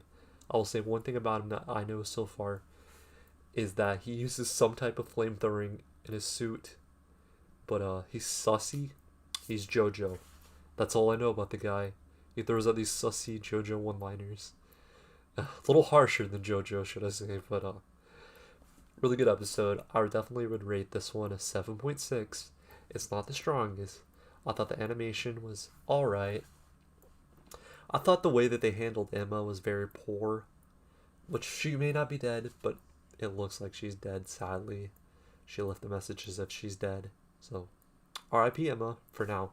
For now. She could come back alive, then we'd be like, yes, let's go, Emma. Woo! So, 7.6, right on the dot. Nothing too crazy here. Still would watch it. It's to get the plot line to the next. Only episode 6, by the way, and it's a banger. Remember that. Episode 6, banger. I'm getting ready to get ready for my one-night show tomorrow. I may not have a video coming out tomorrow day, but I will be working on my whatnot stuff. I will maybe link it in here. It's not something I'm trying to sell you guys on because it's just a variety. This content is strictly cartoons and animation, and I have fun doing this for you guys. Sorry if I was a little all over the place. I like to kind of just go at it, and this is just a place where, hey, we can discuss this week's episode. Comment, tell me what you thought. And do you think I was too harsh on the rating? What was your rating? There we go, that's a better question. Anyway, guys, hope the best for you. Stay safe, and peace. Hey, what's going on, guys? So today we're going to be talking about episode 7 of Ninja Kamui. There's going to be some spoilers. I'm kind of go through the main things that happened in this episode. You know, your main ideas, your thoughts, my thoughts. And yeah, just a fun way to kind of talk about the newest episode. So in this episode, first fight we get to continue on. We get to see Higan in his nice suit.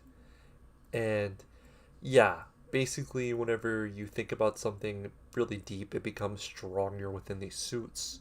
Jojo guy, he basically has like flamethrowers, like dragon breath. And Higan, he's fast. And yeah, that's obviously we know what happens. Higan beats his ass and he has him in his hand. And Jojo guy is being sussy and he's trying to blow himself up. It doesn't happen. He doesn't kill Higan, of course. Anyway, he finally grabs him and, well, he sends the head to the organization. Also, going back to the last episode, we finally get to see that Emma is not dead. I don't know why we thought that. I guess it kind of left us on this cliffhanger. Oh, maybe she's dead. She's not dead. She's very alive now. I don't know why. I guess it has this like thinking that people are dying. At least for me, I felt like she was dead. But just it's doing that mech anime thing where they like talking about dying, but they're not really dying here. But Sussy Jojo guy, he's dead. He cuts his head off. He sends it to the organization. Okay, one's down. From here, what we get to know is we get to know more backstory about his wife, Mary, and Emma.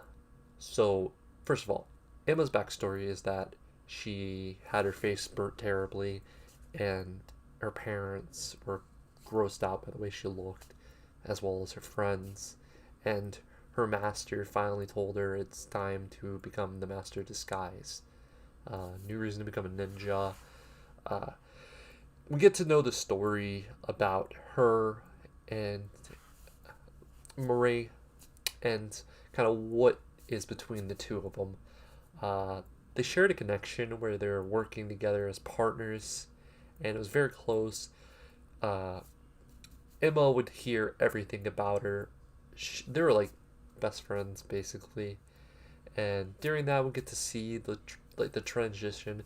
We get to know that Sai as well as Higan were basically buddies. They grew up together, they trained together, and three of them, you know, Murray, Sai, and Higan, very close. They're the top dogs.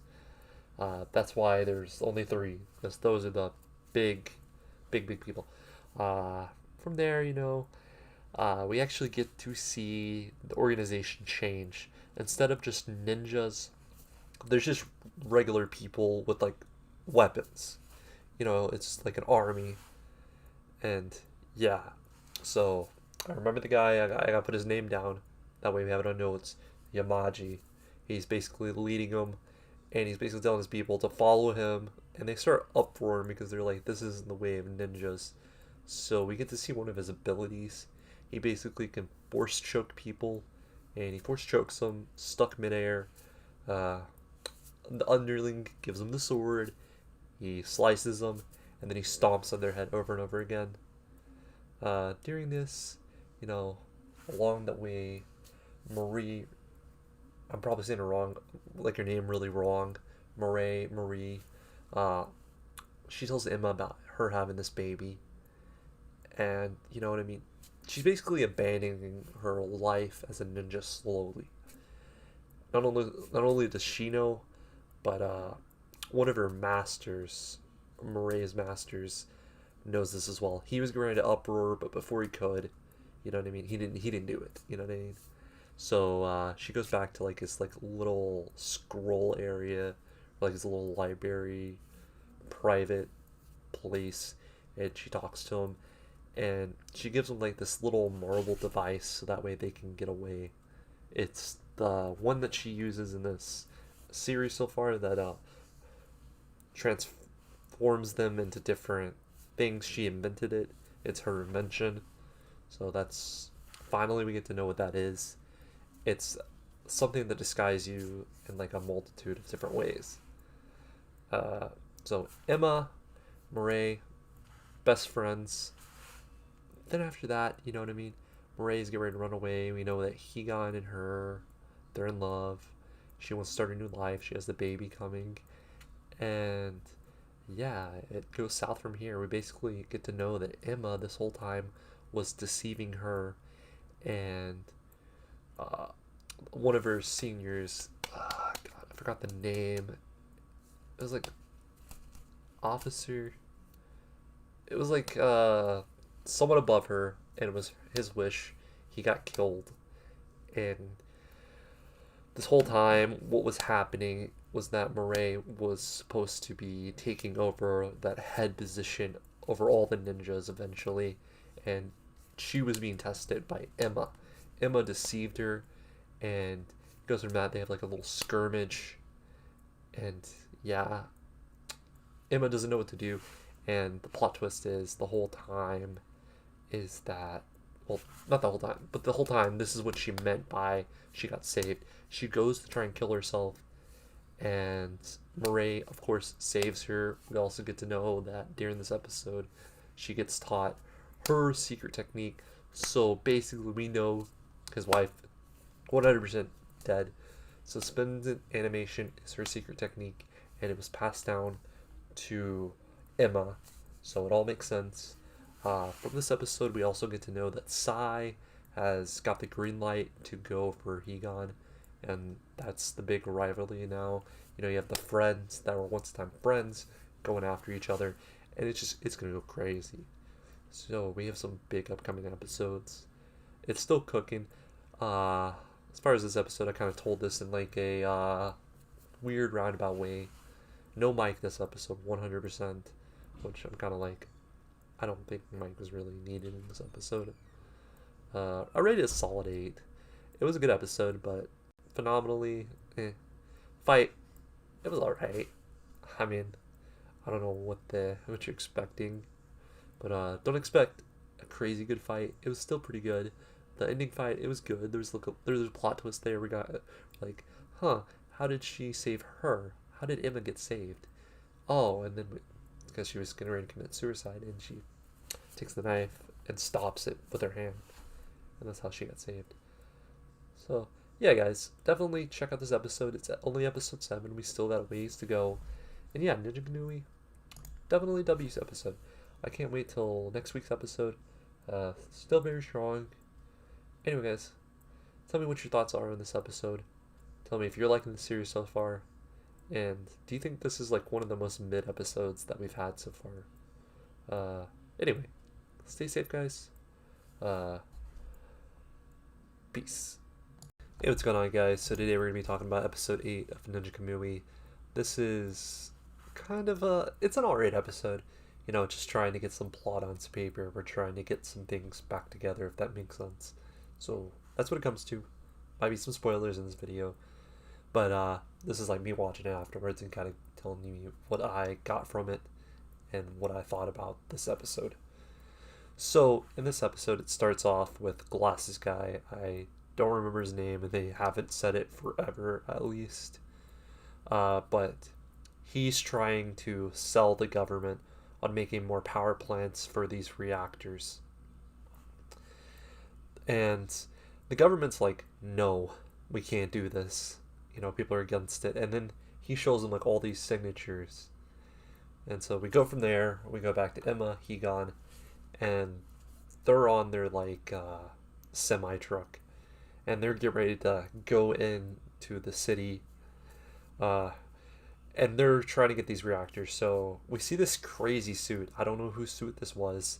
It was like a Super Saiyan hair, like blue hair. I don't know. I want to know whose suit that is. I don't think that's Emma's suit on its own. I don't know. Maybe it was like a field test and I just didn't catch it. But I'm pretty sure that's one of their suits.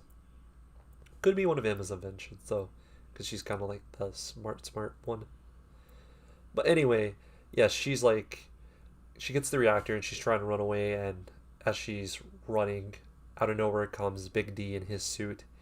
And really what I got from that, his gimmick is that he has these centipedes that basically like fly all over the place. That's his big thing. And yeah, he has a pretty cool fighting style. So they're fighting for a while. Eventually Emma falls, and Hegon, of course, saves her. Basically, since they have these reactors, basically the power source is out. I think it was Emma's fault.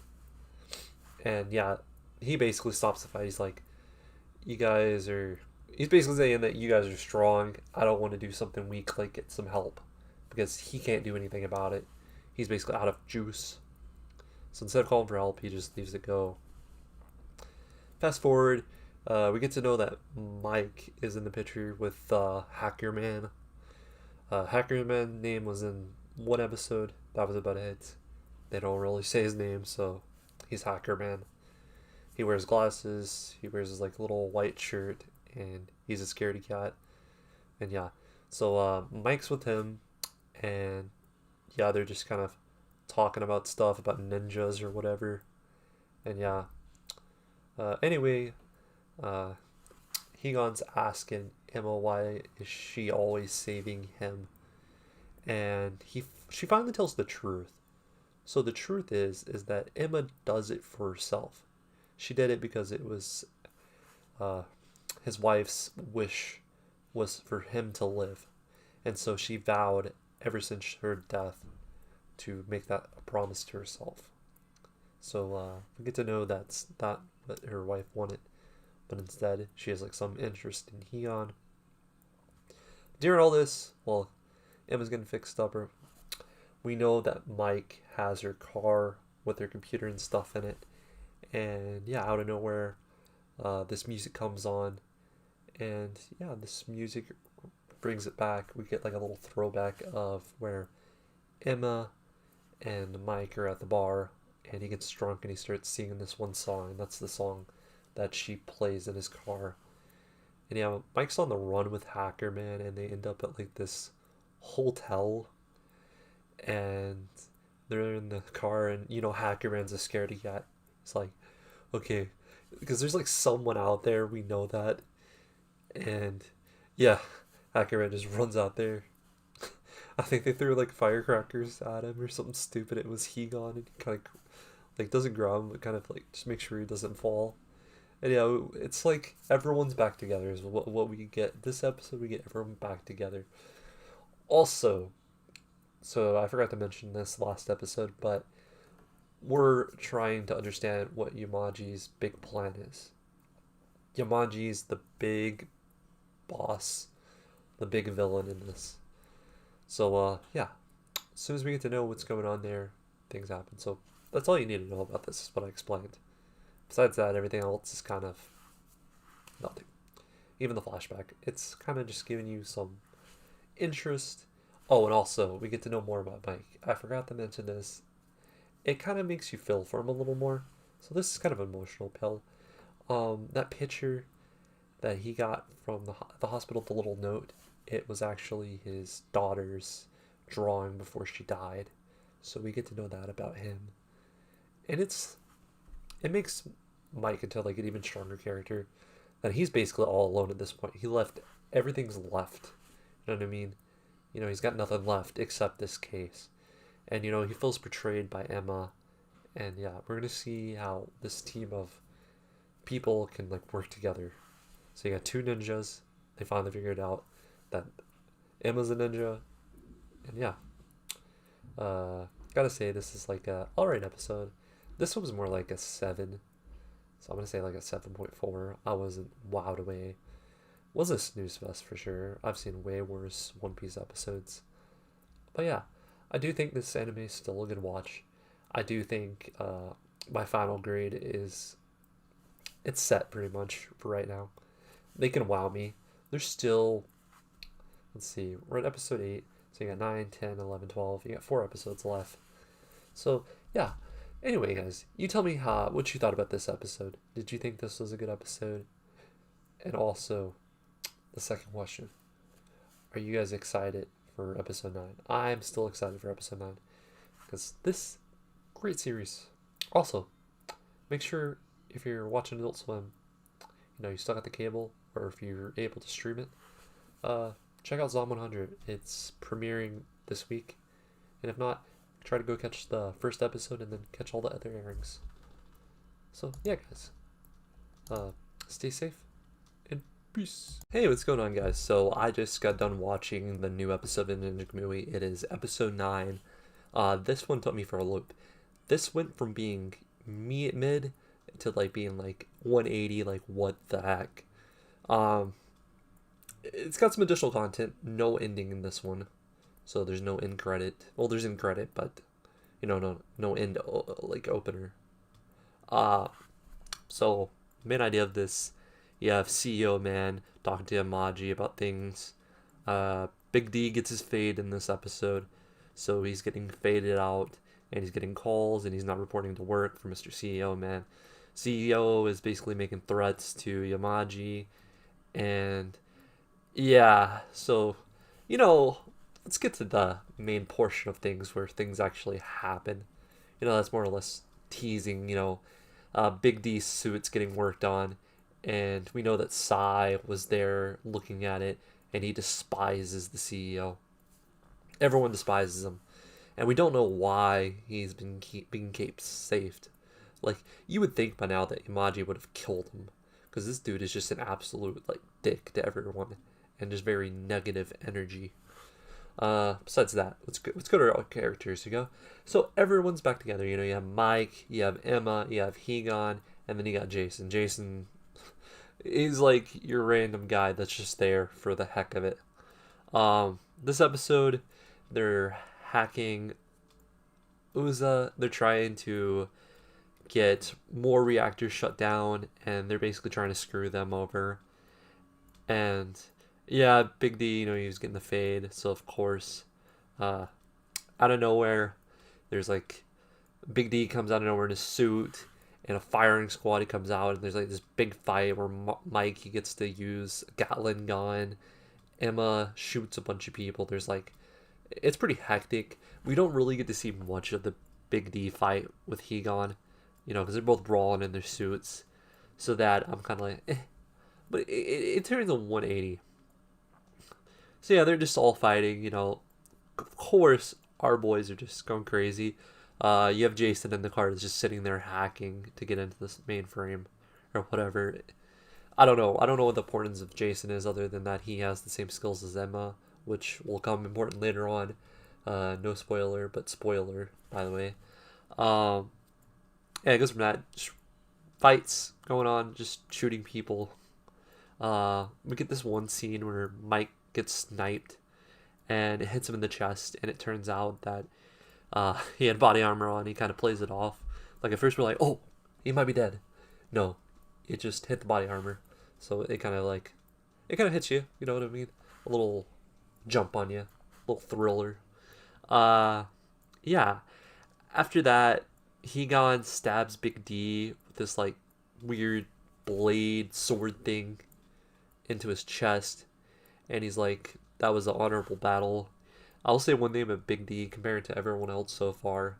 He's very much like, uh, he's calm, and he respects the game.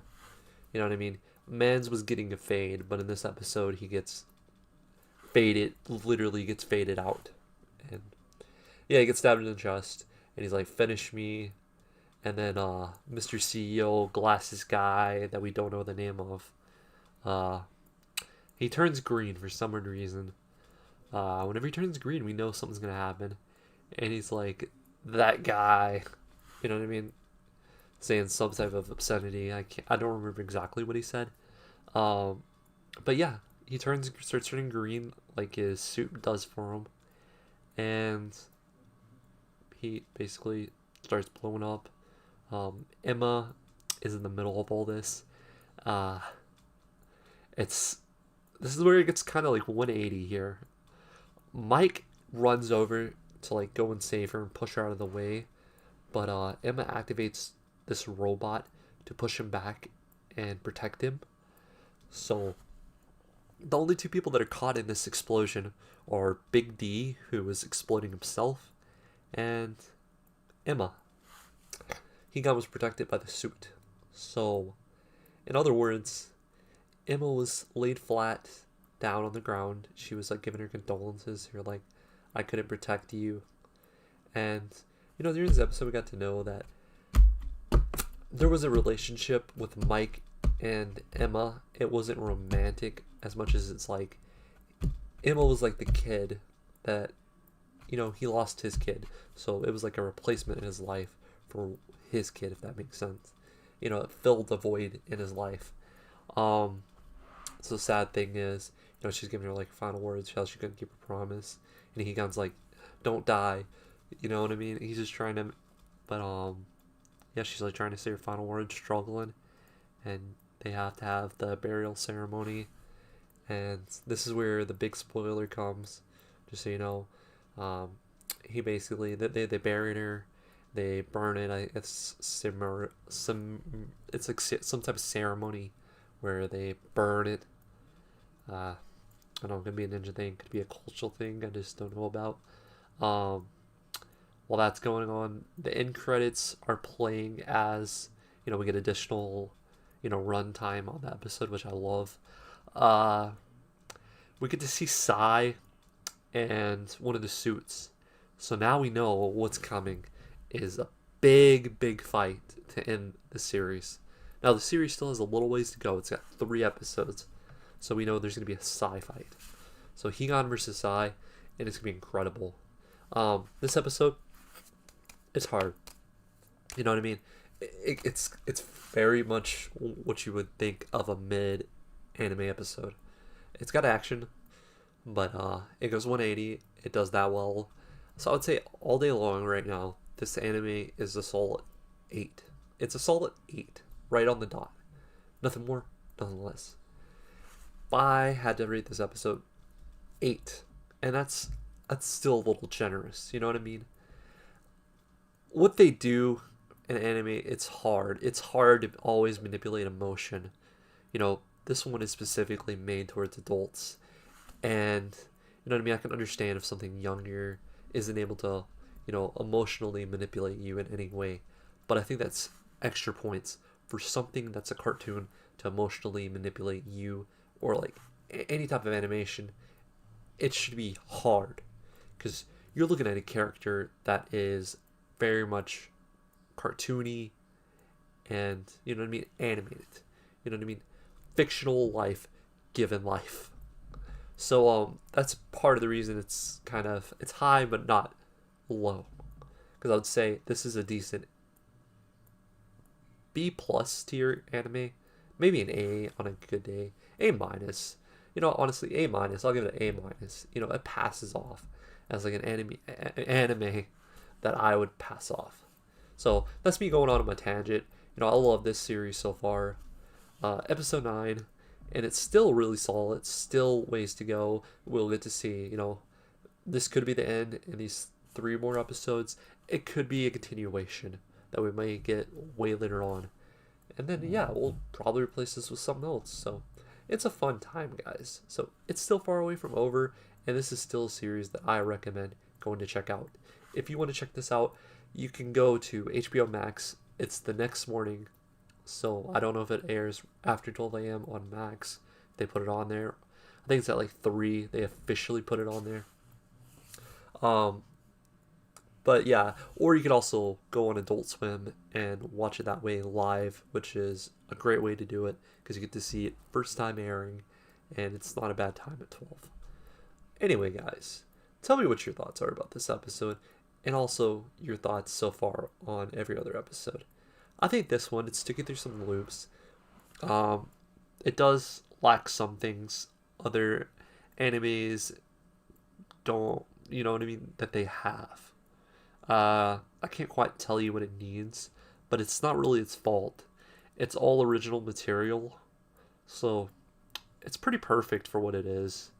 I can't really knock it down a bunch of points because you gotta remember they have no source material. Everything you watch today, source material, so anything could happen. Anyway, guys, hope you stay safe and peace. Hey, what's going on, guys? So today we're going to be talking about episode 10 of Ninja Kamui. This is going to be the beginning of the ends. I believe we have 2 more episodes, but it could become further as from what we can see. Basically, the plot line is pretty much on the horizons from this episode. That's a little bit of a spoiler, I guess. But going into it, I'm going to have to give some more in-depth to it and just tell you up front what's happened. So this episode, more or less, we get to see Sai and his relationship to the others. We also get to see his upbringing. It looks to be that he was alone and taken away by people, which I'm guessing he was like a hostage. And Hamaji actually saved him. His captors were all killed. And yeah, he was very quiet. He had overgrown hair where you couldn't see his eyes. And he started stabbing that dead corpse. Hamaji picked him up and he stabbed Hamaji in the hand. And I guess after that, he took him under his wing. And I guess Sai's main thing is he wants to become powerful. And yeah, he's good on their side, you know what I mean? But he ended up on the wrong side because we'd be happy if he was on our side. But I don't know. I kind of hope he lives. We already know where this is gonna go, of course, right? So we get the bird signal, which means, hey, it's time to fight. So they're gonna be having the big showdown. This big showdown basically will tell what's gonna happen with this series. I'm very excited. This episode, more or less, this is what you need to know. 100% is an emotional manipulator that's trying to tie you in to this. Really good episode, gotta say out front, just so you guys know, without explaining more. It's a solid 8. I mean, they're trying to tie you in for the big finales to come, which is these next 2 episodes. We get a big fight, it looks like. I mean, it has to be the big fight. We all knew this is coming, right? We already knew. It was gonna happen. If it wasn't now, it's gonna be later. But, yeah.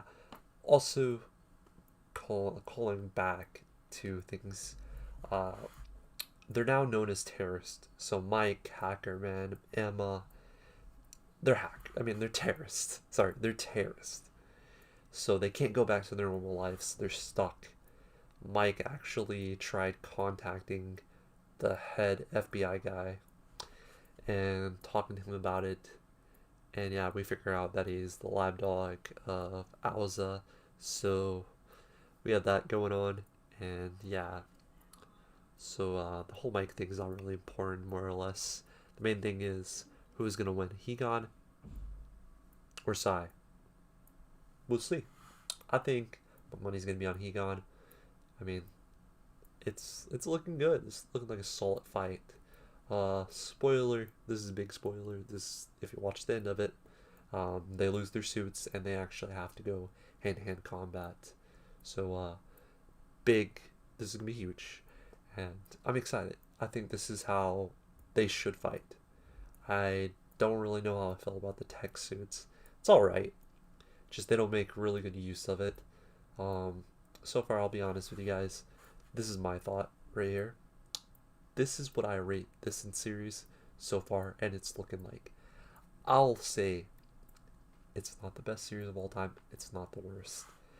Certain episodes, it really achieves what I'm looking for in anime. I would say in the beginning, solid 8. But the thing is, it's not going to have too many episodes where it can lower the grade. So let's say a nice 7.5, 7.8 on a good day, 7.7. But 7.5 is my rating right now. And depending on how this all ends, it could increase, it could decrease. I do think this is still one of the better animes to get into currently. Do I think it's the best that there is to offer in total? I don't know. I don't know about that. But I do say, compared to a lot of the trash you can see right now, why aren't you watching Ninja Kamui? That's the big question. I've seen so much anime trash out there. Might as well just watch Ninja Kamui. It's really good. It's not really overrated because it was never overrated in the first place, and I stand by that. I think it's something you should see if you want to see an original, and yeah, that's all I feel about it. Tell me what you guys think about it though. I think this series is good for what it is. It's a passing anime. It's an original, very original, by the way. Yeah. Besides that, I hope you guys had a fantastic Jigamui episode 10 viewing.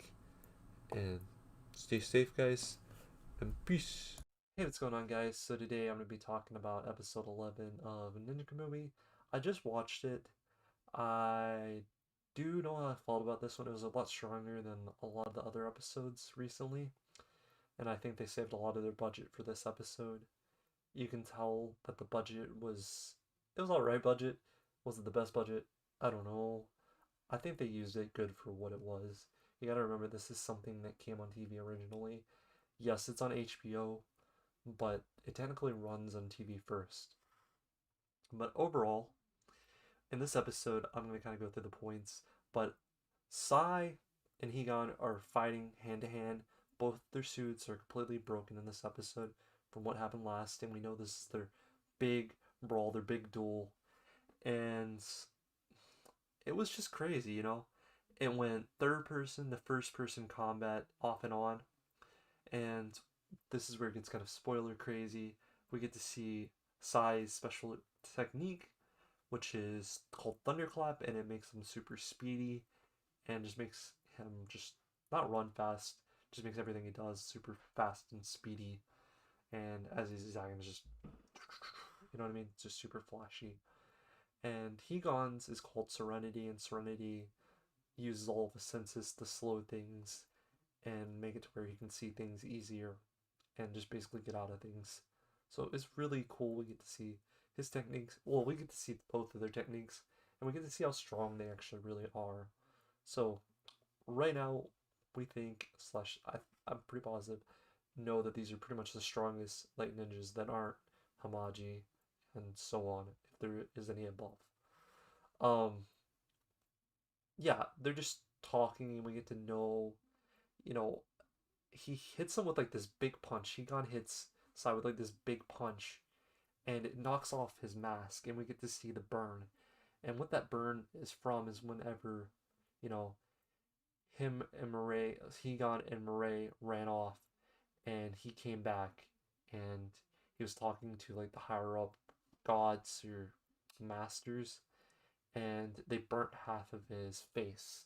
So half his face, he doesn't have like an eyeball, and it's burnt. So it kind of shows you that Sai suffered from them. Uh, More to it, more spoiler. Eventually, they're talking about how, you know, betrayal, who's right and wrong.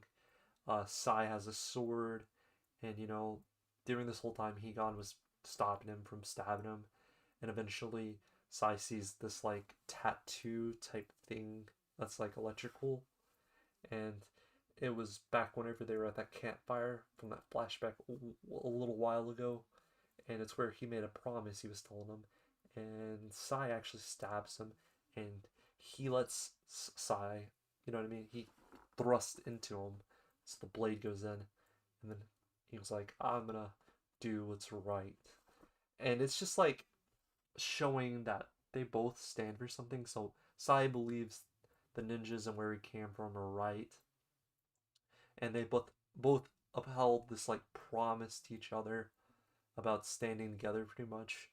And it's just like showing this brotherly type relationship of two like really great friends together and how they're having to be put against each other. And I don't think this will be the last fight. Do I think there will be another? There's a good chance. There's also the chance that Sai could be on their side and eventually could be killed off if we're going to be realistic here in anime terms. I like to keep it cutthroat and like honest. It'd be cool if he could live in equal to him and be together with him. But yeah, we also get to know that his child was supposed to be a testimony of the future, that they're not bound by anything. And I guess they were gonna originally show side that I don't know. Maybe I'm reading too much into it from what I've heard, or maybe I'm just making things up from what I heard. I could be crazy, but that's what I kind of got from that. From there, we get to meet Mr. Nerd at the big tech company that's super messed up, brainwashing people. You know, super ninjas is pretty much what he makes. And yeah, he's planning this big attack, and you'll never guess it. Big, big spoiler here. He goes and he breaks into like the ninja palace or whatever you want to call it, and he's trying to seek for Hamaji. He shoots it up with all of his soldiers, and he's like out to get him. And all at once, during his like big victories, like talking about how his information, he was thankful for his information that he got, and it was finally time for them to cut ties or whatever.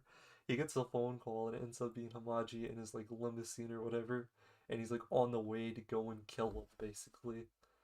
And he gets there, Hamaji does, to where he is. Before all that, before he gets there, it's like showing this gun that he gets. It's like a little girly purple gun, just like crappy, like I guess civilian gun, and it just shows how babyfied this guy is and how non-combat experience he is. But anyway, he makes his way for this elevator, and a bunch of ninjas are like, you know what I mean, get ready to attack him and stuff. And his like bodyguard or secretary, the one with the purple hair, I don't know if we got a name for her, but she kind of like brings him up, and Hamaji's also up there, and they're having like the talk. And while they're having that talk, they're like, she's like being made to basically kill our boy. What's our boy's name again? I gotta look it up again. Joseph. It's Joseph. His name's Joseph.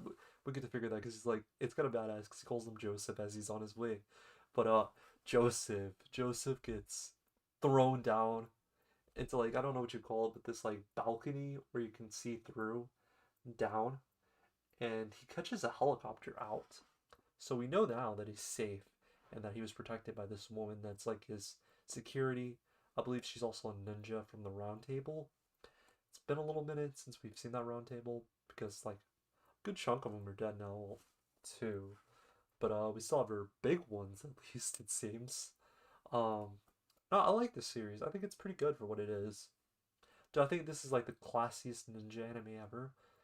No, I don't think it's the best in the world. But no, before we get to the last episode and we finally rate it, I gotta say this is a passable, like pretty much an 8. I could say realistically like a 7.8. I was kind of underwhelmed by the fight, if I haven't talked about that already. It was like, eh. And I feel like, why bring in these like high tech suits if they're barely going to use them in the series? But I'll give them the benefit of the doubt.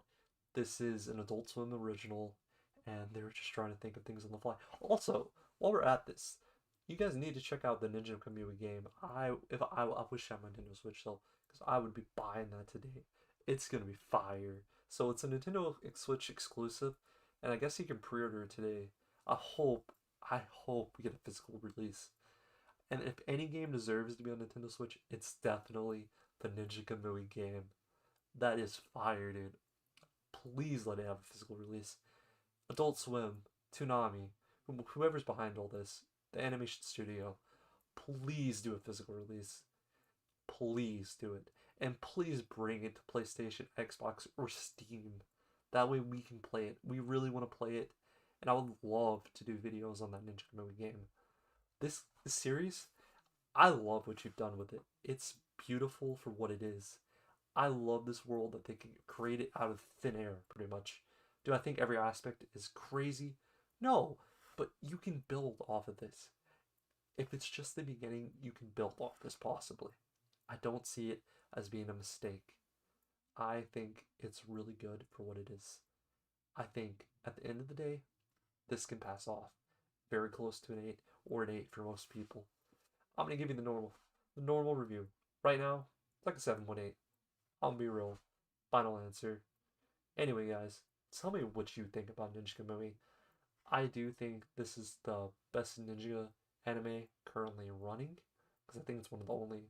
There could be another one, but I think right now it's like Isekai season. I love me some Isekai though. Outside of that, we can talk about my favorite Isekai, the Sugar Tensei, by the way. I do like Time Recounting as a slime, but that's a different subject. You know what I mean? Talk about mid this season, but too much information thrown at you all at once for a couple years. It feels like it's been 2 years. I think it's been 2 years. So before I get on off track, tell me what you guys like about the series so far. Tell me about your favorite character, and also, how's your day going, guys? Doesn't Toonami make your day better? It makes my day better whenever I have Toonami. I just get so excited because I'm like, I get to make a video about something I'm passionate about. It brings me enjoyment. I really love the weekends. It's probably my favorite video of the entire week. And I love these anime videos. I don't know what it is. I guess because there's some substance to actually give. It's like a cartoon. You're like over explaining for something so simplified. But this, I feel like it gives me a little more value in a way of what I try to explain because it's sometimes feels deeper and it shows you animation as a whole can be a little deeper. At the end of the day, it may be a fucking 2D character, you know what I mean, fighting a gorilla, and we're just making it like, oh man, he went through this really deep situation where he killed King Kongus Dungus, king of the gorillas. I don't know, but I love you guys. I'm thankful for everything. 11 subscribers, and I'm just thankful for that. I never thought I would get to 10. I thought, oh, I would be at like 5 or 2 forever, because all I do is make these type of videos. But I'm thankful that people come here and check it out. And of course, if I haven't told you enough, before I go, please check out Ninja Kamui, the anime. It's got one more episode coming. Catch up to it, and then check out Adult Swim or get on HBO Max after 3 a.m. I'm not advertised to say this. After 3 a.m., the episodes drop. It's really fun, and I've been enjoying it. Stay safe, guys, and peace. Hey, what's going on, guys? So today we're going to be talking about episode 12 of Ninja Kamui. This episode was very, very interesting. Not a lot of action. Well, there is some action, but we'll get to that. And I'm mistaken, guys. I thought episode 12 was the last episode, but no, there will be a 13th episode marking the end of the series slash season. We don't know yet, so don't take that by heart. So, yeah. So from here, we start things off with Higon.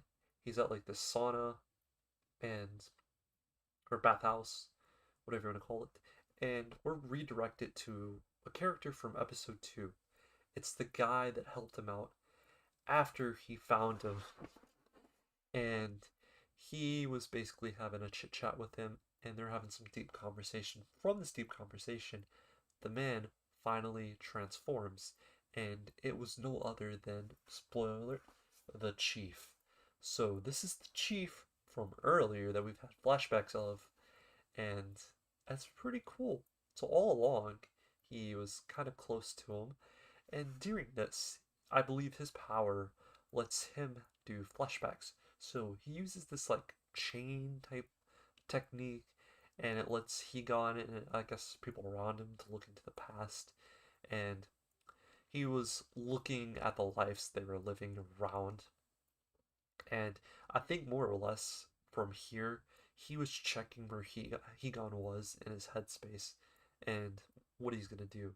So the laws of the ninja changed is one of the main things he was going on about, and how Hamaji changed the laws to make it more severe. And basically, after all this, Higan gets the idea that he's gonna fight for everyone instead of just for the ninjas. And I think that's really sweet. And yeah, he's a really great guy so far. Good character, one that doesn't really get you mad much. Mike's pretty good too. Oh, Mike is pretty fire. Uh, from here, from the last episode, Joseph, the stupid guy that got away, his assistant, and Hamaji are there together, and you already know what happens. She puts her suit on and she has to fight, and then finally she has to face the final boss. Hamaji, we get to see his suit. It is a yellow, but like a gold. And yeah, that's his suit. He beat the crap out of her, by the way, and she is unfortunately dead. So yeah, I guess they were having a heart to heart. Him and his assistant that I don't know the name of before she died. She probably did have a name, and well, unfortunately, we don't remember it because I don't know if it's that important if she's dead. Yeah. So yeah, from there, Mike is at the police headquarters, whatever you want to call it. They're wherever they post out at, and he's in an interrogation room with that same chief from the last episode. I believe that was yeah. So from the last episode, he and the chief had an encounter, and they're basically talking about how he was wanted, and yeah. But anyway, he's in this interrogation room, and they're talking, and he's basically trying to kind of convince this chief to come and be on the good side. And they're having this conversation, talking, and whenever his methods aren't working, Mike's methods aren't working on the chief, he finally does something behind the scenes. He didn't do it, it was our hacker friend. A list of a bunch of names come through, and it's listing a bunch of like the founders and people that work there. And the chief has to like, it's kind of like getting him to worry. And, you know, the guy's like really bite. He's really bite, but he's not bark. He's really bite. So he finally like he won't give in to him, but what he does is he turns off all the cameras, all the hearing equipment, you know, like all the like little spy gadgets that are in there, so no one can hear him. And he's like, Mike's like, we're gonna settle this like old times, huh? And he takes his tie off, he takes his watch off, and I didn't know what they were gonna do at first. Then Mike does the same thing, takes off his tie, and then they throw punches. It was pretty cool. We don't get to see a lot of that, but yeah, after all that, they're like all bruised up and beat, and they're talking about how Joseph is on the loose and wanted. They're all trying to locate him, but there's like things disappearing. The like town, he's gotta like put him on hostage. Hamaji, he's got a big thing coming. Higan is like making his way on his motorcycle, and he has this clearly has his suit on him. And while that's going on, we have like a dialogue from the chief going on, kind of in the background. Basically, I guess a talk that he had with Chief, and he's talking about what Hamaji's after is you, and there's about to be a basically big war breaking out of these like ninjas and like robot ninjas, and you're gonna basically have to stop it. It's all up to him to stop it. So can he stop that in one episode? I don't know, but he could technically because he's a very OP dude. So we gotta see, guys. I thought it was a pretty solid episode. 7.4 because it was a little light on the action, and I think it's like I get it. Hopefully this is not the last season. Hopefully we can get a little more depth to it. Don't drag it out, but don't just add too much information then just end it all at once, because that's not fun either. We need the right amount. You know, just a little Just a little give. Just a little give. That's all we need. Anyway, guys, I suggest to still watch this. It's like one of my favorite action series. I know there's like other action series, but this is like a fighting, ninja suits, tech suits. I don't know. It's my favorite fighting anime. I'll say Kaiji Reads like my favorite uh, funny monster anime, if that even counts. Even though it's really kind of like a battle anime in its own right. Uh, yeah, tell me what you guys think about episode 12, and what do you think next episode will be? Do you think this will be the ending, or do you think this is going to be the start of the series? By that I mean it's going to be the first season, and then we're going to go a little deeper and get more into it. Because I do see the team that they have so far either growing or just doing something cool. I know it's not the coolest team in the world, but Emma dying, unfortunate but very important. Yeah. Besides that, I guess more or less, guys. Tell me what your thoughts are about this episode. And as well, guys, hope you guys are having an amazing day. Hope you guys stay safe. And of course, as always, peace. Hey, what's going on, guys? So today we're going to be talking about episode 13 of Ninja Kamui. This is kind of sad, but this was well worth it. Before I go on, you need to check this out. It's only 13 episodes and it's enjoyable. It's got fights, it's got emotion, it's got a little bit of everything, and it's got no source material. So everything here is the source. So, the very beginning, it starts off like this. Our boy Mike is on the chase. They're looking for the dummy called Joseph. Joseph betrayed Hamaji, and now he's wanted by them. As you know, FBI guy is finally with Mike, so it's all going to be working out. We have Jason as well that's working on the sidelines, and he's doing some hacks on some satellites. And anyway, we see Joseph. He gets to where this plane is, and he's at this like field, and he's loading up these pigs for some weird reason. From there, we see a car come out of nowhere, and it's Mike. Mike gets his location. He's like, "What? How did you find me?" So it's Mike and him, gun drawn, and he has his like little Apple Watch. He's ready to hit the button, and Mike's like, "Don't move." He starts trying to hit the button. Mike shoots. He falls down to the ditch, and then he keeps trying to hit it over and over again. Then he brings up the whole thing about where Emma got killed. He's like, "It should have been you, Mike." And then Mike just keeps beating the crap out of him. Boom, boom, And while that's going on, he takes the gun, points it to his head. Boom. We just think he's dead at this point. I'm pretty positive he's dead. You know what I mean? We think he's just out of this existence. He was a jerk. Oh, I forgot to tell you, the reason why the watch didn't work was because our boy Jason basically he denied it by hacking his little satellites. So he can't do any more bullcrap. I don't know. I don't know what the tower is going to do. I don't know if it's going to like shoot a missile or what. This we're not too sure of, but we know he's a high-tech guy, so it was going to be a weapon. It was going to be a weapon. From here, our good boy Higan, he's on the bike. He's heading off. We already know what this big fight's going to be. He's trying to demolish the ninjas, and he's trying to create this world where there's no ninjas and everyone's free, and he's fighting for the good. Hamaji wants ninjas to overrule and take over and be like the superior hierarchy of Earth, or I don't know. That's pretty much, he just wants to take over the ninjas and make it the new way. So yeah, when we get to the battle, there's a lot of good music in here. It starts off kind of like Hamaji and him, and it goes on from here. Out of nowhere, during this fight, it turns into a three-way. We have Zai, and then Higan uses his ability, and then he's like, "Oh my God!" Hamaji's like, "You thought this was gonna work on me?"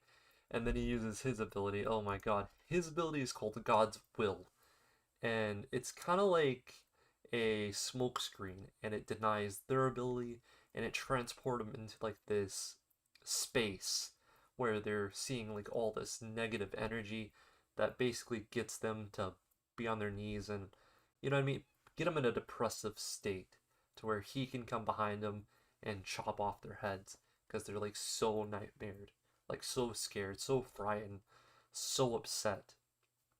So of course he kept bringing up his dead child, his dead wife, and his son kept saying, "Why did you let us die?" and stuff like that. So it was dope. Um, well, thing is, Hamaji in this like godsend mode, he is his old self outside of the suit. So he has a sword. Higan has no suit on because they're in this like little like mode. That's all I can say. It's just like this mode. He's like looking down on the ground. Hamaji's like, you're ready to be like, I'm gonna take you out of your misery. In reality, he's wearing a suit still, and he's being held by Hamaji.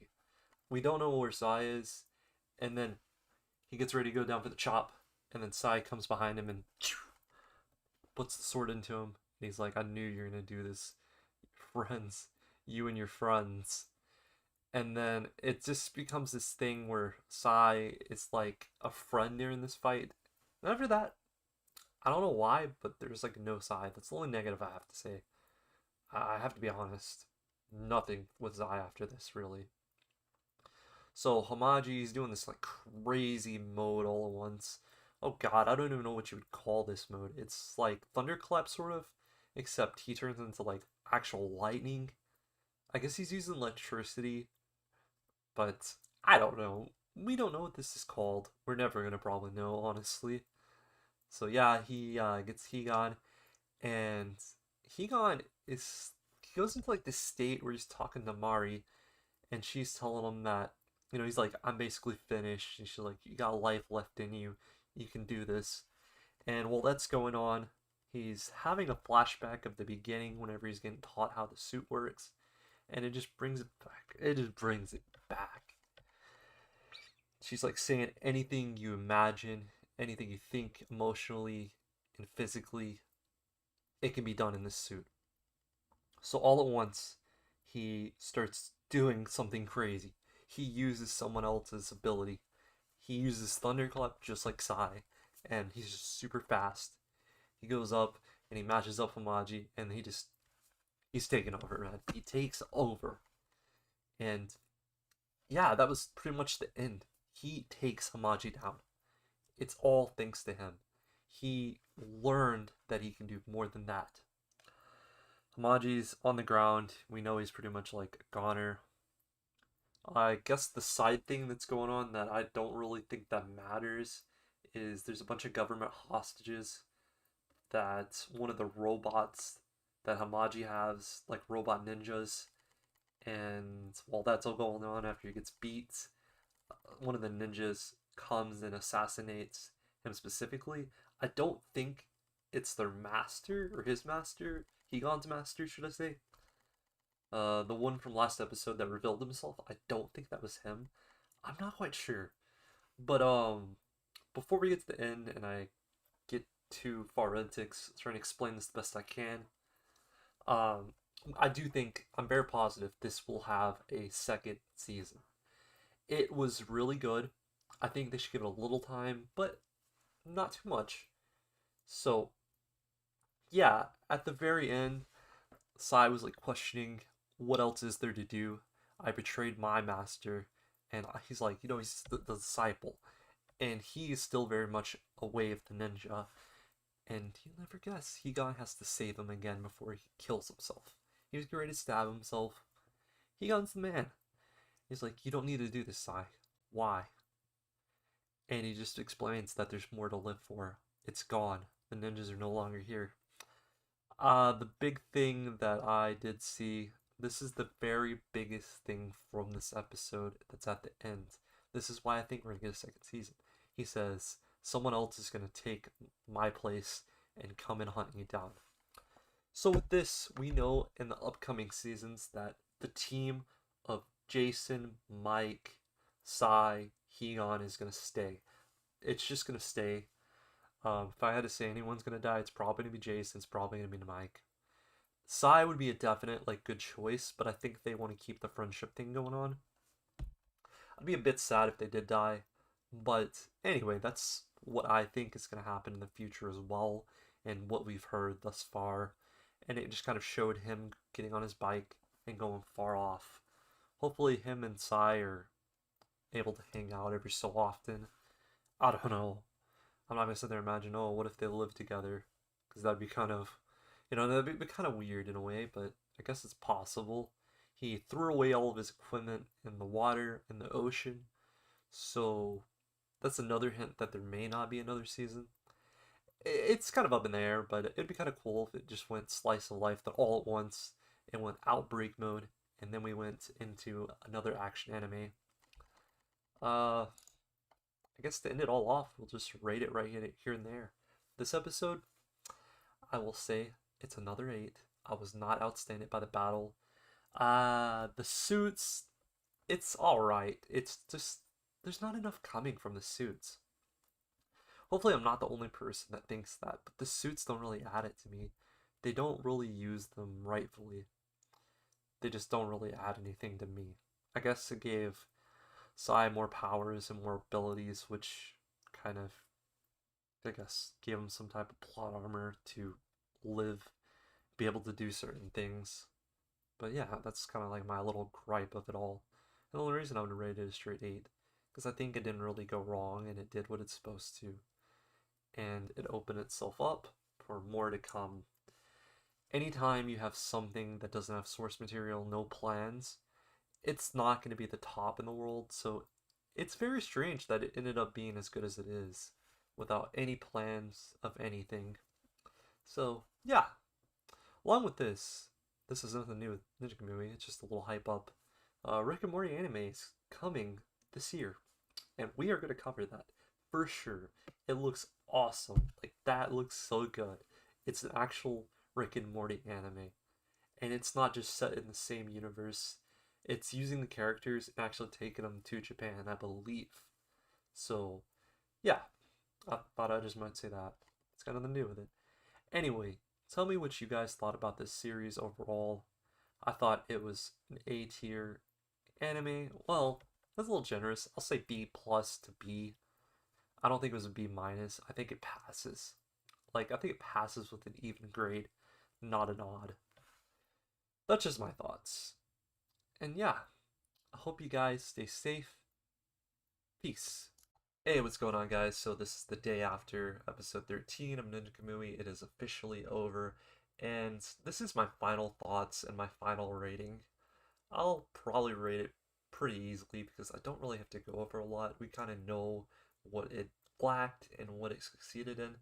So the very beginning episodes, I think like 1 through 6, were fairly solid, and it was hyping us up a lot about big fights coming and so on, you know what I mean? We had characters that we kind of cared about, but specifically the villains I didn't really feel tied into any of their stories. I guess Sai was the only one that you really felt enticed to, but that is like Higon's best friend, so you kind of have to be. I don't know, that's kind of what I thought. I thought the villains were very useless, very dumb. For ninjas that were supposed to be like kind of powerful, they were so weak. Oh my god, were they weak. The one guy didn't even have a name. He was just saying sus stuff over and over again. I don't even think they went over his name at all. Maybe they did, and I just don't remember. He was like one of the least memorable ones, but also the most memorable one. He had Big D. Big D was pretty cool. I'll say he was probably one of my favorite villains because at least he was like fair. Sai, I mean, you already know. If you watch episode 13, you know Sai is now a friend. And I guess that they made it way if they ever wanted to come back and do another series, they could.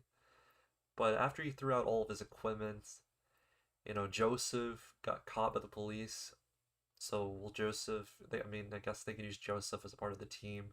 He can like get freed. Like maybe another dude comes out of nowhere and he's doing the same thing as Joseph, and Joseph has to fight with, you know, Higon and Sai and Mike and Jason. I don't know. It's a cool possibility that I've thought of just now, though. I don't know, but Joseph, I think Joseph just. Who cares about Joseph? I don't know why I'm even bringing him up. He just doesn't matter in the series. He mattered in the beginning about the tech and stuff, but honestly, you take Joseph out of this, what does the anime change? It doesn't really change, it's just ninjas. I guess you lose the tech aspect. But I do think the tech, the suits, they kind of made the series a little iffy, should I say. The final fight, it wasn't bad. Did I enjoy the animation all the way? No. Music tracks, I like. I do like the music track. I thought it was very solid. Um, Sai picking Higon over his master. I mean, we kind of saw that. We kind of foresaw that to begin with after that big fight they had. And, it was rest time, and then we get to this big fight. So, yeah, we already knew this was going to come, honestly. And Mike was also hero. I don't know, man. I rate this anime a good 7.7. I can't give it an 8. I feel like it lacks a bit too much. It's almost bland, but it does have some alright characters. It's just their personality is not able to shine through. Now, this is my request. If Toonami sees my video or anyone out there that is, knows someone from Toonami, you should do an anime back in time, not in the future. And then you can come back and do something in the future.